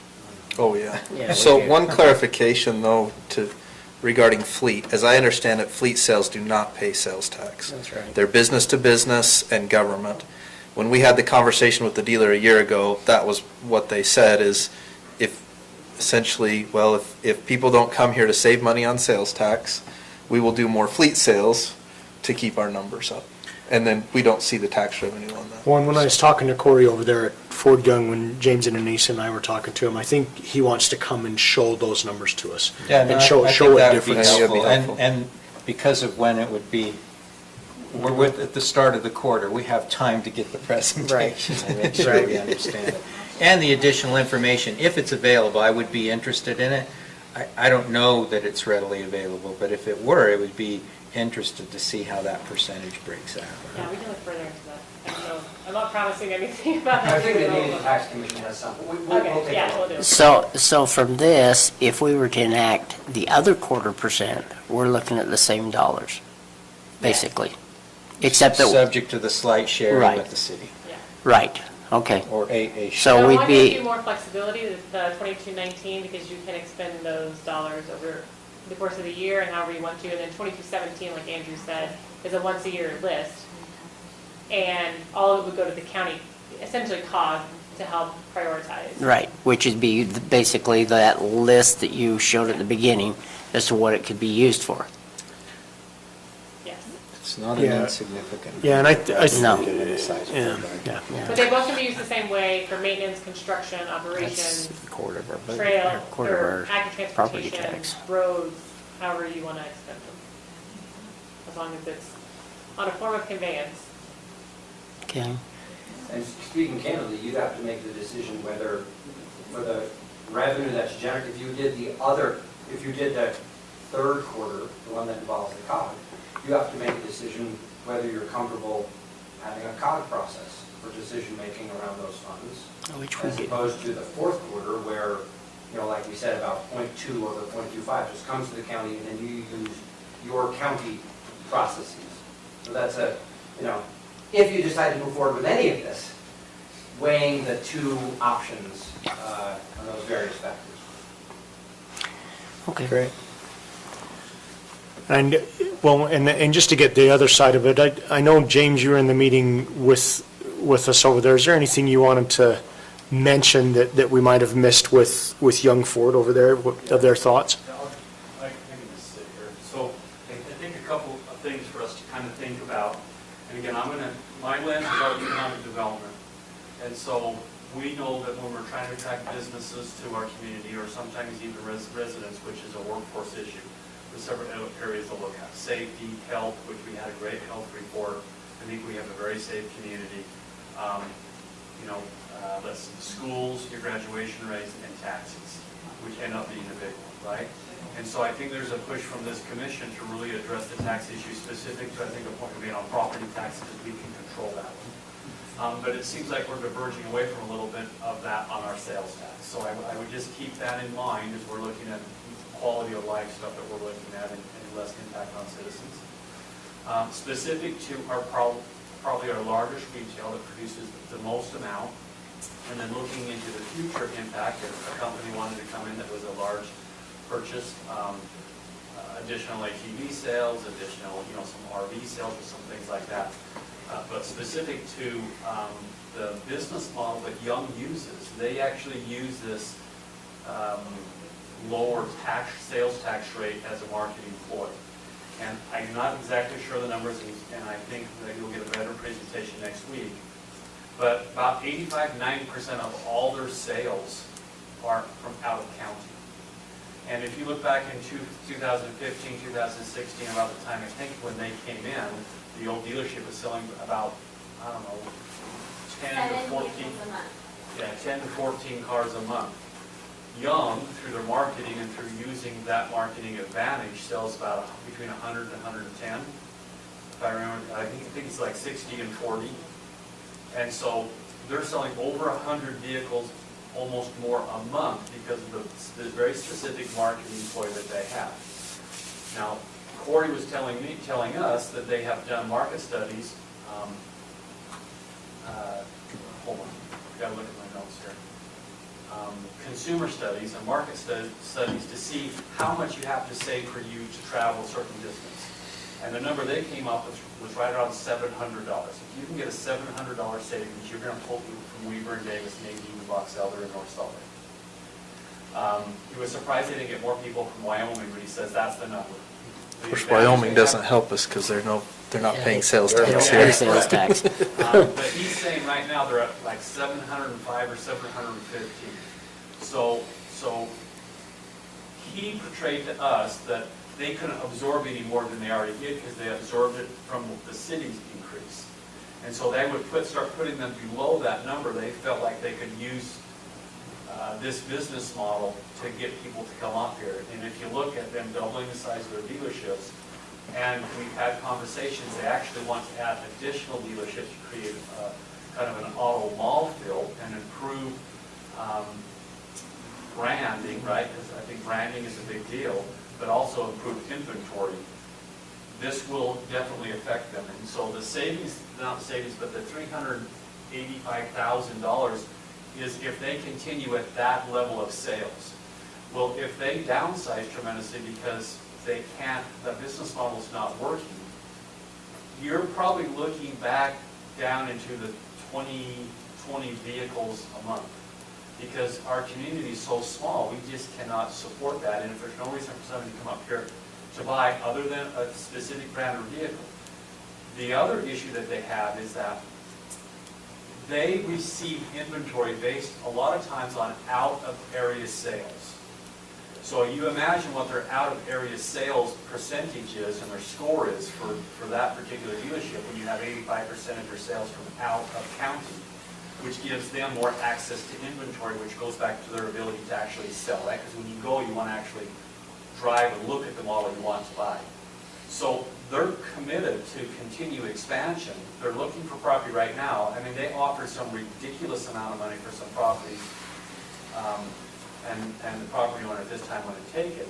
They're committed to that. They're also committed to young power sports and to bring in young power sports. They actually made an offer and wasn't accepted, but they're possibly looking at adding an ATV. And so there's a lot of factors that are going here, and what I would be concerned about is to kind of cook that golden goose today, right, and not be able to capture the opportunities in the future. Also, I think, and you probably know this better than me, is a big contributor to your community through things like your youth auction and other opportunities that are connected to that. Spencer Young and his father are committed to Morgan because they have roots and ties here. So they'll give you a presentation where they're actually going to do probably a much better job because they'll have the real numbers, they'll have the studies, they'll be able to talk to you about how it will have an effect. But I think a better model for us is to expand the pie, right? And instead of doing things that shrink the pie, because that would be what my concern was moving forward. And I think that we, looking forward and forecasting, we feel like with some of the growth we're going to have, that we can accomplish some of our lower tax structure with some of the opportunity we have moving into the future. And I would just be a little concerned on making a decision today to get a short-term return. Now, something Mr. Gruber's talked about, which I completely agree with, is that when you have more money to leverage against grants and other opportunities, then you can, leverage that for projects that we need to have. But I think we need to balance that on the back of what effect it will have to one of our largest sales tax producers and our future sales tax producers that could use this model into the future. So they'll do a much better job. Those are my thoughts. Julie, do you happen to have data on when those surrounding counties enacted their quarters? I know just some of them off the top of my head. Like Andrew said, Davis did the third quarter a couple years ago. Salt Lake, Utah, Weber, they just did the fourth quarter, maybe. Yeah, the fourth quarter was just authorized statutorily in 2015. So anybody that has the fourth quarter has done it since 2015. Yeah, I'm a hypocrite, I voted for that. I think that Summit County points to would have been in the last year. Yeah. But I'll tell you, I paid a big price for that because my neighbor sells cars, and he is so mad at Young because they do leverage, they do market, they spend a tremendous amount of money marketing to this. But yeah, and remind me, Young had dealerships Everywhere. They do. They still do. Basically, Yeah. all of the third quarter, except for Salt Lake, and all of the fourth quarter have been imposed in the last 5 to 6 years. So most counties have raised their taxes by 0.5% Half a percent. in the last 5 to 6 years. Sales tax. Sales tax. Sales Thank you, tax. sales tax. What did I say? You just said taxes. Taxes. Thank you, sales tax. That's It's I mean, probably to me, true. what we're really looking at the end is that final number, and is there a competitive advantage between Morgan County and the other counties in the area, be it 0.5% or 1% or whatever that is, because that's what Youngs are using. Commissioner Anderson, and it's probably why Corey's not here today, he asked for very specific numbers to answer your question on the actual impact of sales to the company, and so that you can look at if that 385 is outweighed for a $1 million or $2 million decrease in their sales, which would decrease the sales, return. So they're working on putting some of that together so you can see some real numbers and make a determination of what that impact would be. But I would also just add, there is a community impact because if they do spend money in the community, and that could be affected. And then there's future expansion ramifications on, if they would continue to build, whether here or in maybe the Mountain Green area, if they can't get people here. Because the real question is, why would someone come to Mountain Green or to Morgan City to buy a vehicle if there's no advantage? And if your inventory is reduced because you're out of region or out of area, sales are reduced, so you're not getting lots of inventory. We can get them here to go on the river, we can get them here to go to Snow Basin, hopefully we can get them here for some nightlife or opportunity in the new Mountain Green Town Center or to visit Old Morgan City and those type of things right as a destination. We can get people here. NISA will do that. But if they're coming here to buy something, they're probably going to come here to buy something because there is a reason. And sometimes that reason is, I'll put a pin in it, I'll be done with it. So basically, on a $50,000 vehicle, which I've never bought in my life, but Matt has. Picking on you.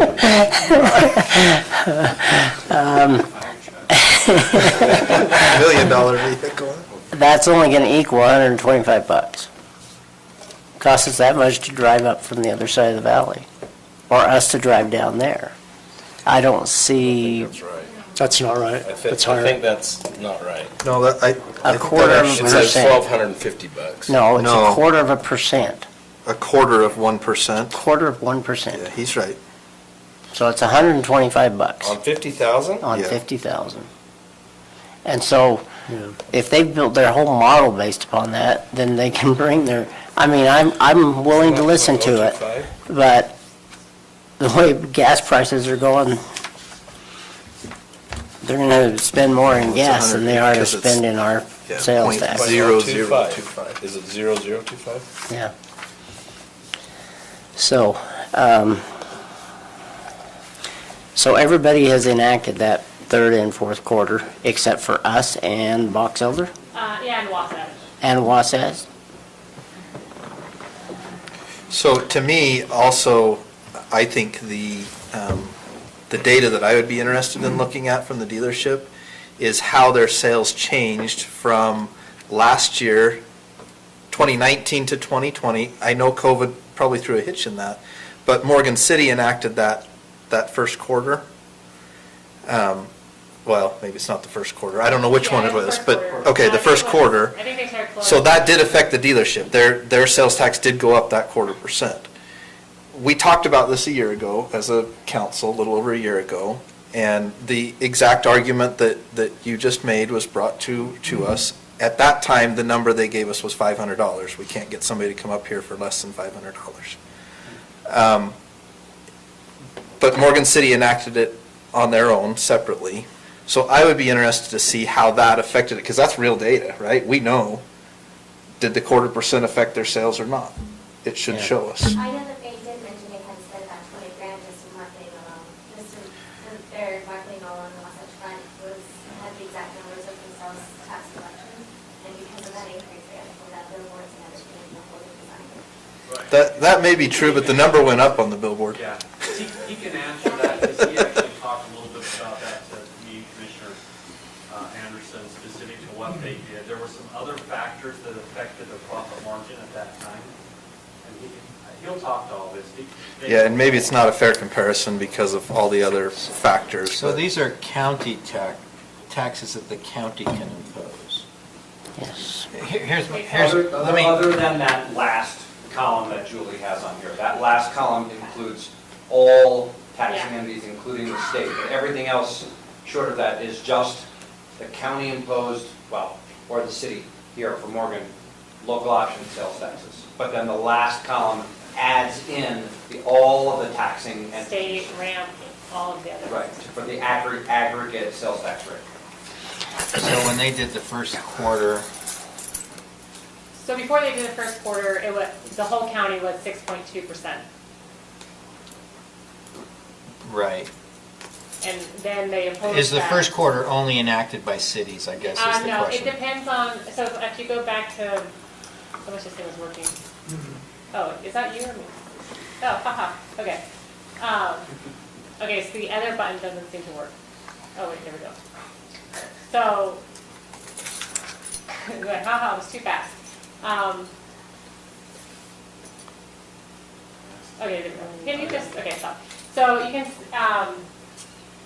Yeah, this is for what the county can impose, so there's a different quarter that the city can impose.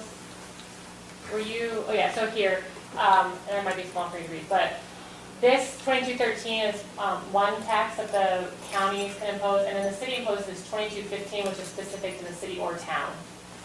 For use on highways, but as the county, you can't impose that, so your first quarter option is this 2213 for a public transit system. Okay. So the city came to us a little over a year ago and said, we want you to enact the fourth quarter. The one that gives them the... That gives them a portion. Mhm.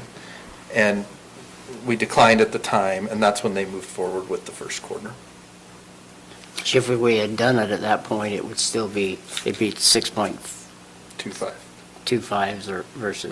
No, 6.45, sorry. 45. 6.45. 6.45, and now if we do it... Which is what it is in the city now, Yeah. but... Yeah, and so if we do it now, it's going to raise theirs to 6.7. Correct. And if I'm looking at these numbers here on what we have, or that was given to us, Davis County in general is 7.15. If we raise ours to 6.7 over there, basically it'd be 6.7.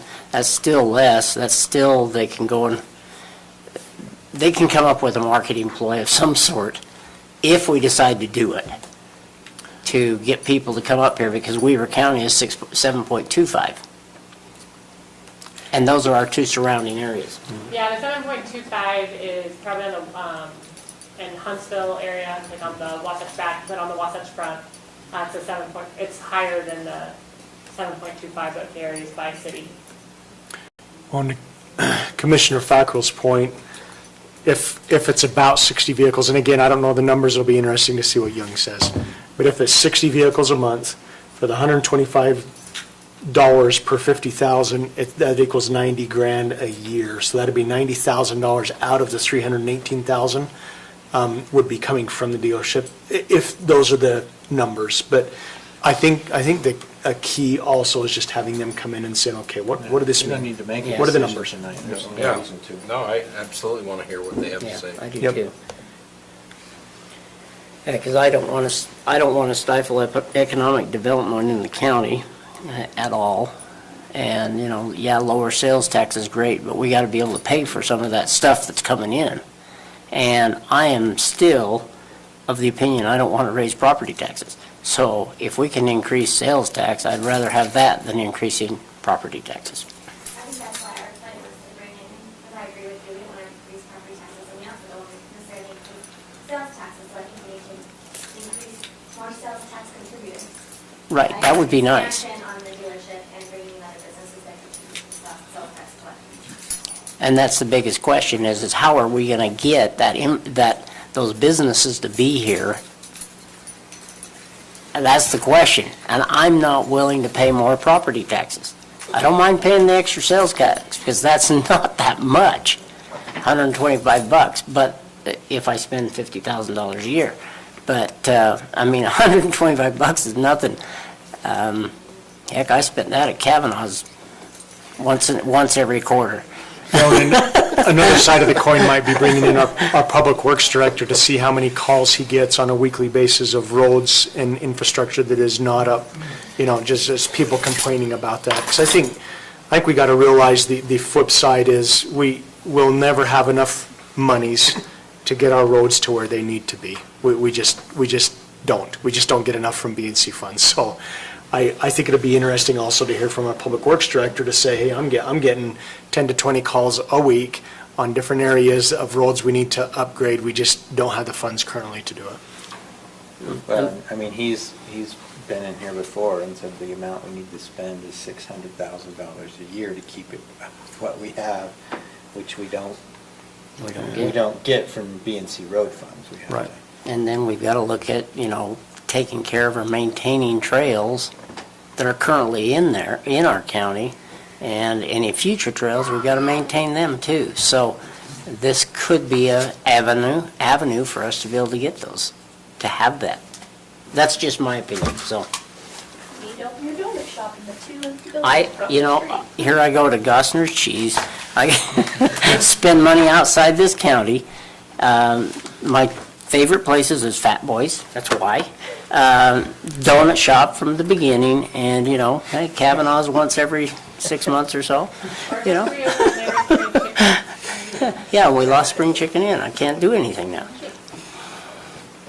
Okay. Any further questions, particularly for Andrew and or Julie? Thanks for coming up here. Thank you. Yes, we appreciate it. For the presentation, and thank you for what you do with the Wasatch Front Regional Council as well. It's a very Happy to helpful help. organization. Thank you. Happy to help as you continue these conversations. Julie and I, and any of the folks in our staff would be more than happy to give you information or just any perspective from other counties, anything we can do to help. Thank you. Thank you. And I want to say thank you again for that nice trail ride in the mud. It was great, and you're welcome to come up here anytime again and do that trail ride again. That was to determine the old Trappers Loop Road. Oh. And so we had a great time, but we had no restaurant or anything to go to afterward, not even in Weber County. So we've got to get something in ours. Before you let him leave, beat him off about our interchange. Oh, yeah. Get a commitment from him. He is the man. No. I wish I had the, even half of what James was talking about, the ability to say yes or no for something like that. I will say that having all of the stakeholders on the same page of what's needed and speaking with one voice goes a long way. It's not a guarantee, but it goes a long way. That gets at the RPO. I also think that having the county have some resources to be able to say, hey, we're doing everything we can to move this forward, that speaks as well for other funders. So again, not arguing one way or another on the local option. I just think that's a factor to consider as you're looking at how do we get the monies in to pay for big things that we need to get done. Getting on the same page and being able to have some skin in the game yourself, I think helps. So I think while you're here to that point, I'll beat you up just a tiny bit about it.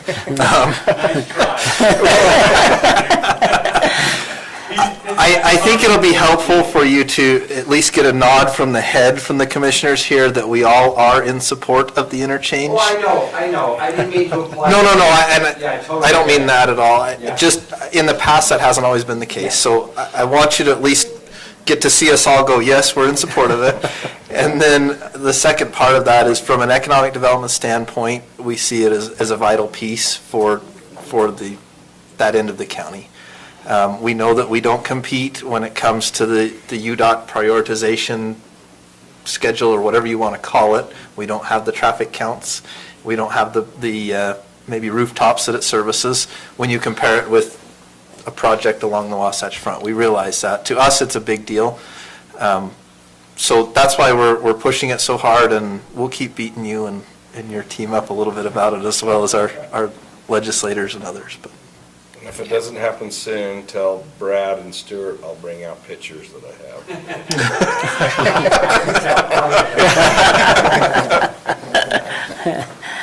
have. We appreciate your help. Yeah, that would be good. Thanks. And it's been great working with you. Okay, let's move into Commissioner, because I guess you want a motion to... Probably a motion to, and what's the correct wording? Commissioner Newton, postpone. I'll make a motion to postpone this discussion to the next meeting on August 3rd. I'll second the motion. Okay, we have a motion by Commissioner Anderson, seconded by Commissioner Newton to postpone the discussion/approval of the local transportation funding local option sales tax. Any questions on the motion? All in favor? Aye. Any opposed? Okay. Commissioner comments? I have 3 items, but if somebody else wants to go first, go ahead. Yeah, I only have one. Okay. Go for it. I had an email from a Morgan County resident. I don't think I want to say he's lived up here maybe 4 or 5 years, but he's worked with other county commissions and planning commissions. He actually showed interest of being on a planning commission in the past. He made mention of 2 counties that are neighboring counties. One would be Weber County, the other one would be Summit County, where they've actually divided areas and have 2 planning commissions. So all he said is he just threw out and said, hey, I know this has been done in other counties, so I'm just going to throw it out there. So that's all I'm doing, is just throwing it out there that, and now, what I would say with Weber County is that in working there for 8 years, it did make sense with the demographic and completely separated. I mean, the Upper Valley with mountainous areas and watersheds and completely different than a flat western Weber County. So they were demographically completely different. So I wouldn't say that's the case with Morgan County. But I would say that's just, I told them I would bring that before the commissioners. So that idea was brought up a number of years ago when I was on the planning commission. Our planning director at the time looked into it, and I believe he said the state code had changed and that was no longer an option. The counties could only have one planning commission. I don't know if that's still the case or anything, but it was looked into in the past. Okay. Well, maybe we'll have maybe Lance look into it. So. Okay. Okay. We'll just move this way, Commissioner Okay. Fackrell. I just have a couple of things. One of them's for Lance and the rest of the commission here. Have we decided to go forth with any kind of PRUD in our county coding instead of waiting until the general plan is done? Are we going to get something in place now for developers to be able to choose? In place now is we are working on it. We've begun some research on PUD ordinances and seeing what we can put together. We're not waiting per se, but that is the one thing we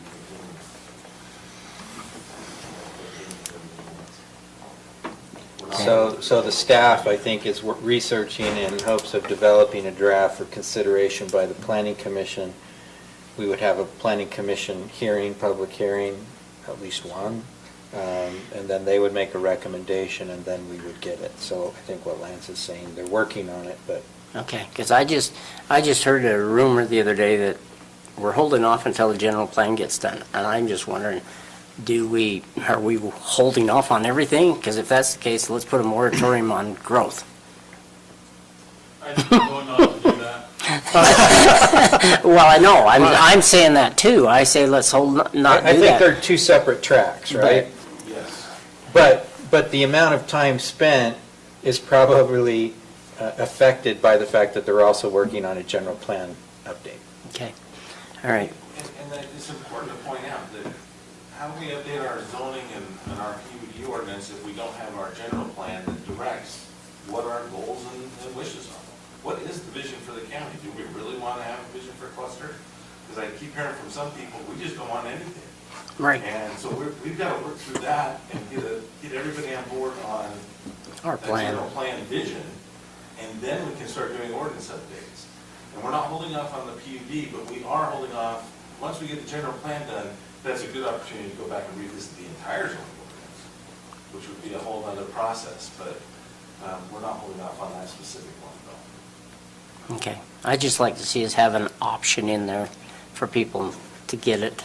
If we're getting new developers coming in all the time, that becomes an option for them to have either regular or, not. So that's just my... Well, and I think that was a consensus view on the commission, frankly, when we discussed it. Okay. Yep. And the other thing is I just want to let everybody know that we've had a very successful trails committee that has been working together. And we had people from Lisa and Lance, and we had Chris Chestnut come up and visit with us, and we are discussing trail system or having and developing a plan for Morgan County, and he has actually told us that he will be working toward potentially giving us the funding that we need for to be able to actually have a professional trails plan put together in our county. And I'm meeting with him tomorrow on that. Good. I think next month, but I think the 17th of August, just in terms of some things to think about. The helibase moving over into the Huntsville area is apparently a no-go based on the public reaction that they got. I think they're re-engaging with Ogden City for the Ogden Airport. And I don't know where that will go with them. We haven't heard anything from them. And their lease will be expiring in the spring of 2022. In the past, they've simply sent us an extension and said would like to extend. I think if they extended, they would be looking at a short-term extension because ultimately I don't think they believe that the current facility meets their needs. There's obviously the option with Buster's group, which is, I want to say 5 nines, but that doesn't sound 5 right. nines, that's what it is. 5 nines? Yeah. If he built a building, he could potentially provide them with an additional facility, and that might be the updated facility that they're working for. But I think that they're looking for government-owned, meaning federal government-owned facility to be in over the long term. But there is, on the 17th, there will be someone coming in who's interested in leasing that building, and they're interested in a long-term relationship. So we may need to make a decision about foreclosing the opportunity for the Forest Service to stay there at the end of we wouldn't get them out of their lease before the end of the lease, but we might not be a short-term renewal option for them if we were to accept the other one. James, did you have a comment on I that? talked to Sean Harwood today, who's the ranger, and he was the one trying to purchase some government property, because if they purchase the government property, the process of moving is so much easier. With the Upper Valley folks shooting all that down, he's turned it over to the regional, and then it goes to the whole, because they're trying to stay out of that leasing process that we're talking about. I think you hit it on the head. That facility doesn't meet their needs. If I was to give you a recommendation that you would reach out to them fairly quickly and say, we're not interested in renewing, that would take you off of the consideration list, because they're looking from everywhere from here down to, I think, Spanish Fork, putting to lease. He says if you have a piece of property that you think that you want to sell them, if you want to keep the facility here, he could probably work through a process of purchasing it much easier than a leasing process. But it's in the leasing process right now. They're taking them out of a purchasing process. It's in the leasing process. And I think it's May of 2022. So as you kind of think about what you want to do, if you're thinking that you want to move, or is it an FBO you're looking at, or a restaurant? Anyway, whatever it is. Yeah, the proposal would be for both. Yeah.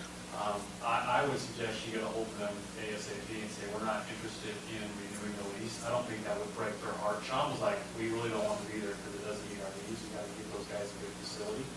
And then you would be taken off the list and you wouldn't even have to worry about it. I think they'd be fine with that. Okay. That was what is my conversation with him. Thanks. That's all I have. Okay. 3 things. First, the Croydon Back Road is on schedule to be repaved on Tuesday. I looked at it today, and they're still working on the groundwork, but it's looking really good. So that's exciting. Croydon residents will be thrilled about that one. Second is, in talking with our Public Works, and this goes back to something that Commissioner Anderson mentioned earlier, Brett has offered to do kind of a field trip to go look at the roads that we've recently repaired and what still needs to be done, and look at the trail system and stuff. I think that may be a helpful thing for us to do as a commission. So maybe we can look at that and find some time when we could all go and see those areas of the county and look at the plan and actually see it on the ground. And then the last thing is our fire department put in for another grant. They were awarded a grant today. Actually, they received the notification of it. It's a grant through the FDA, actually, for some wildland PPE and a couple of new handheld radios. It's a $10,000 award. Our match is in kind and has already been taken care of, so they've ordered those and they'll be receiving that. So. Okay. Commissioner Wilson, any updates? I'll give you an update on the food. They're in the process of moving it out right now, so it'll be done this week. So good. It'll Glad be we all found a good solution for that. in the city's city's excited, and they seem to be excited, so we're good on that. Secondly, I wanted to bring up, I had brought up an Amazon account for the fair. I went and figured all that out. I sent a invite to you. No, you didn't get one? Okay. So anyway, we ordered some stuff because I set up the account, and they ordered some stuff, the fair did, so they could have one bill, but it came to the courthouse, because that's how I set it up, and then it got all returned. So I don't know how to deal with that or handle that, or... Do we know who returned it? Or why? So it just came into the building somewhere, and did somebody not accept it, or it got accepted and then returned? I don't know if it got accepted and refused. I just got, Amazon just said that your package was refused, so. Refused. Like, we're not accepting this. Was that That's- FedEx? Or did it come through FedEx, or was it Amazon itself? I don't know how it was shipped. Wow. I guess we'll have to Anyway. find out in order to get to the bottom of that. Anyway, I will send you another invite, because you were my second verification, obviously. But so what happens is they place an order, it gets sent to me and to whoever I invited. And so Stacy and I would look at it and go, okay, so it was like some sticky notes, pens, da-da-da-da-da-da-da. And we go, okay, it's only, I mean, it was only a few $100s worth of stuff, but she tells me right up front, so I think we got to trust them and let them make it easier on them, because they can't always be throwing out their own money and waiting to get reimbursed. And it makes it easier for us too, I think. Doesn't it? Wouldn't it make it easier for you, rather than paying off One check receipts? to Amazon instead of multiple receipts. It's hard to ask volunteers to put large amounts on their credit cards and then wait for a check from the county. We had a situation just with some of the awards where they went to purchase some awards and medals, and those folks want money up front because they're engraving things, right? Well, they don't have a way to do that unless they put it on their own personal credit card, but it's hard to ask a volunteer to put $1,200 on your credit card to get reimbursed later. So there's things we've got to figure out a little better process so that we're not. I get a question. Is this P card? This P card? P card thing gonna help out? Or? It won't, because Won't. according to the P cards and our policy that we have, they're only issued to county employees, and their board members aren't county. Well, and so I think what needs to happen is we need to designate a county employee that could work with them on that and say, okay, I'm making this order, county employee, we go through the proper authorization steps, it needs to go through the right channels, but then that county employee could call in and say, okay, I'm using my card to make the purchase order. Then they come in and put the warrant in, goes through our normal process. Okay. So I'll send you a re-invite on that thing. Secondly is, this keeps bugging me in the back of my mind. Stacy's asked us to go over the HR policy, personnel policies. I've been trying to do that but how do we get that back on? Do I just put it on the agenda, or? Oh, so I passed along my comments. If you guys can get yours finished and passed along to Stacy to get to Human Resources, then I think if all the comments are in, let's just get it back. Okay. And then we can just approve it. Yeah. Okay, Okay. cool. All right, and so that's within all the stuff you sent us. Have you already gotten them, your comments? No, I didn't know what to do. I've just been going through it, and Yeah, so let's just, maybe if all of you could get them finished up by the end of the month, or whatever, the 10th of August or something, let's get them in so that we can get whatever changes made, and then Okay. let's get it back I on. think we have a Yeah. holiday weekend, we can get that done this weekend. Holiday. That's where you want to spend it. None of us get the state, well, maybe some of you get the state holiday. I sure don't. I don't. I'm gone all the okay, time. the last thing that I'm I not I at all. have brought to my attention was, I don't know how I'm over parks and things. We have somebody in our county that is basically running a business in our parks and facilities. They don't have a license, but they're collecting money. How do we handle that? Go with that guy right there. So that's an enforcement item, right? I'm not an enforcer, but I know people that can enforce, so yeah. I can delegate that, or we can work together. What parks, is it just? Like the pickleball court gets used every day. The tennis court, I guess that's school though, right? And our park, they use our park every day almost, so. And I know they're collecting money. I just know that if they want to run a business, I guess they should come to us and say, can we use it or rent it or whatever. And plus they need to pay their sales tax. And the sales tax. Make sure they're paying their sales tax. And have a business license. Yeah. You have an ordinance that prevents them from running a business without a license? Yeah.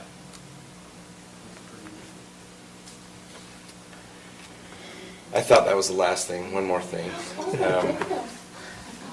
Rusty Hurd called me and asked, they're closing down their gym and moving it to a different facility, and they have a period of time where they don't have a facility to continue some of their classes, not their lifting and everything, but their aerobics classes. And you'd know more about that, Blaine, than I do. Aerobics? I thought you were in aerobics. Do I look like that? I can't even bend He over. runs all the way to Kavanaugh. Yeah, what do you expect? I want to put in that donut shop. Anyway, he was wondering if we have something that he could rent for a few weeks, like the, what's it called, Posse Station? The Posse Station. The search and rescue building. Search and rescue? Yeah, you can rent the search and rescue. We've got facilities at the fairgrounds that could be rented. I mean, obviously not during the fair time, but. Oh, so Like the exhibit building. Exhibit building. I don't know if you remember years ago when the hardware store burned down. That's right, They rented the okay. exhibit building for a few months. All right, who would he talk to?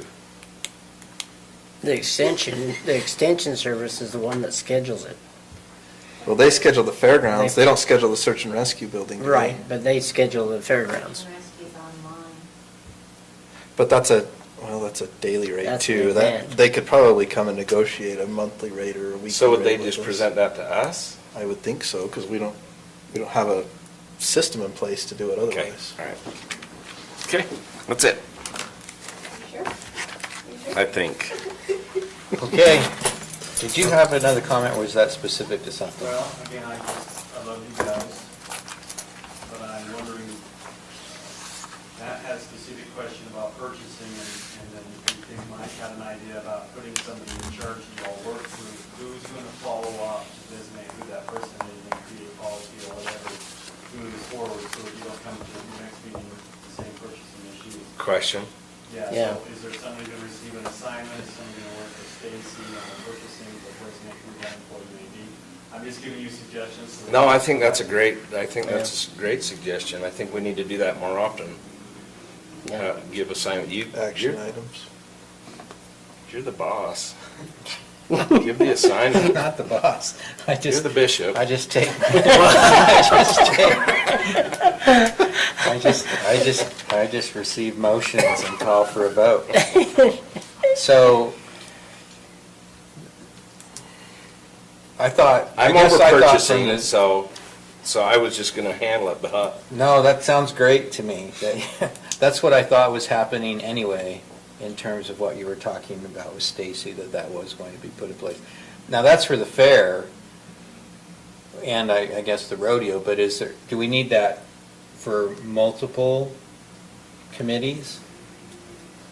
Or volunteer groups, or is it just I mostly mean, I don't the know how fair? many actually make purchases. I could see perhaps our rec board needing some ability to make purchases. I've talked with Stacy about that, about Lydia being And we talked about that a little bit in She's our an board meetings about her employee. being actual a county employee, so she would be eligible once we go through the process correctly. She'll be eligible to receive a P card and use that, so. Well, and with respect to the volunteers, why don't you go ahead and work out your process, and then we can utilize that process for other groups that. And are you guys okay with Stacy appointing someone that they could work with? Well, we would be the ones appointing, if that's what we're talking about. What is, so Lydia, you're saying is going to be No, employed or well, what? we're just talking about the fair. So I'm just saying, somebody that could call and say, you know, we authorize Do you this. really anticipate this being more than just this one purchase? Because I think there are multiple purchases that happen. There's probably not a lot, and it only happens for, you really have a busy 3-week period once a year. So we're not talking about a big long thing, but the point is, there needs to be something in place. We can't just say, well, it only happens every once in a while, so let's not worry about it. no, that's not what I meant. I just meant for this particular year, is there going to be one more than just the one that you were talking about? Because. Oh, as far as the Amazon orders? Yeah, because I mean, it's like the thing that you and I were exchanging emails about today. We need to have something documented and in place, because every year I get mad, and I tried to put something in place for this year, and it's too late. Yeah, we can't, It's too we can't late. go to our volunteers 3 weeks or 2 weeks before and say, hey, let's change all this. We've got to, And so I'm just wondering if talk it's about too this late in to create a November, whole but- brand new Well, Amazon process if it's I have next week. I have a question. I don't think so. Matt, are you out of town over the next couple of weeks? Maybe you could just do it. Okay, I'll. Because you're over purchasing. do you have So- a P Sure, card? I don't have a P card, that's the problem. Right. No, and commissioners can't have P cards in our setting because we're not employees. No, you just, No, we're employees. Yeah, we're an We're employee. So just what's the part-time thoughts there? employees. you currently don't have credit cards, and we don't have P cards yet. Because none of the commissioners have wanted, commissioners in the past have had credit cards, and But P cards work a little bit differently than credit cards, though. Yeah, because I mean, Matt's over purchasing. And that's for another the thought funds. is P cards. I don't think I'd ever use one, but. I know. Yeah, I I don't know wouldn't. that I'd ever need it, but 'Cause I it don't could need be to go good to for a Cabinet. purchasing person to have one for situations like that. And I could see other departments needing that, you know. So I guess I would just want to know that, okay, they're still within their budget, and I can communicate with you, we're in our budget parameters. I'm going to issue this on the card or whatever. Yeah. I think there's some value. I came from a different county, but I think there's some value in having centralized purchasing that understands the requirements, both state statute and county policy for purchasing.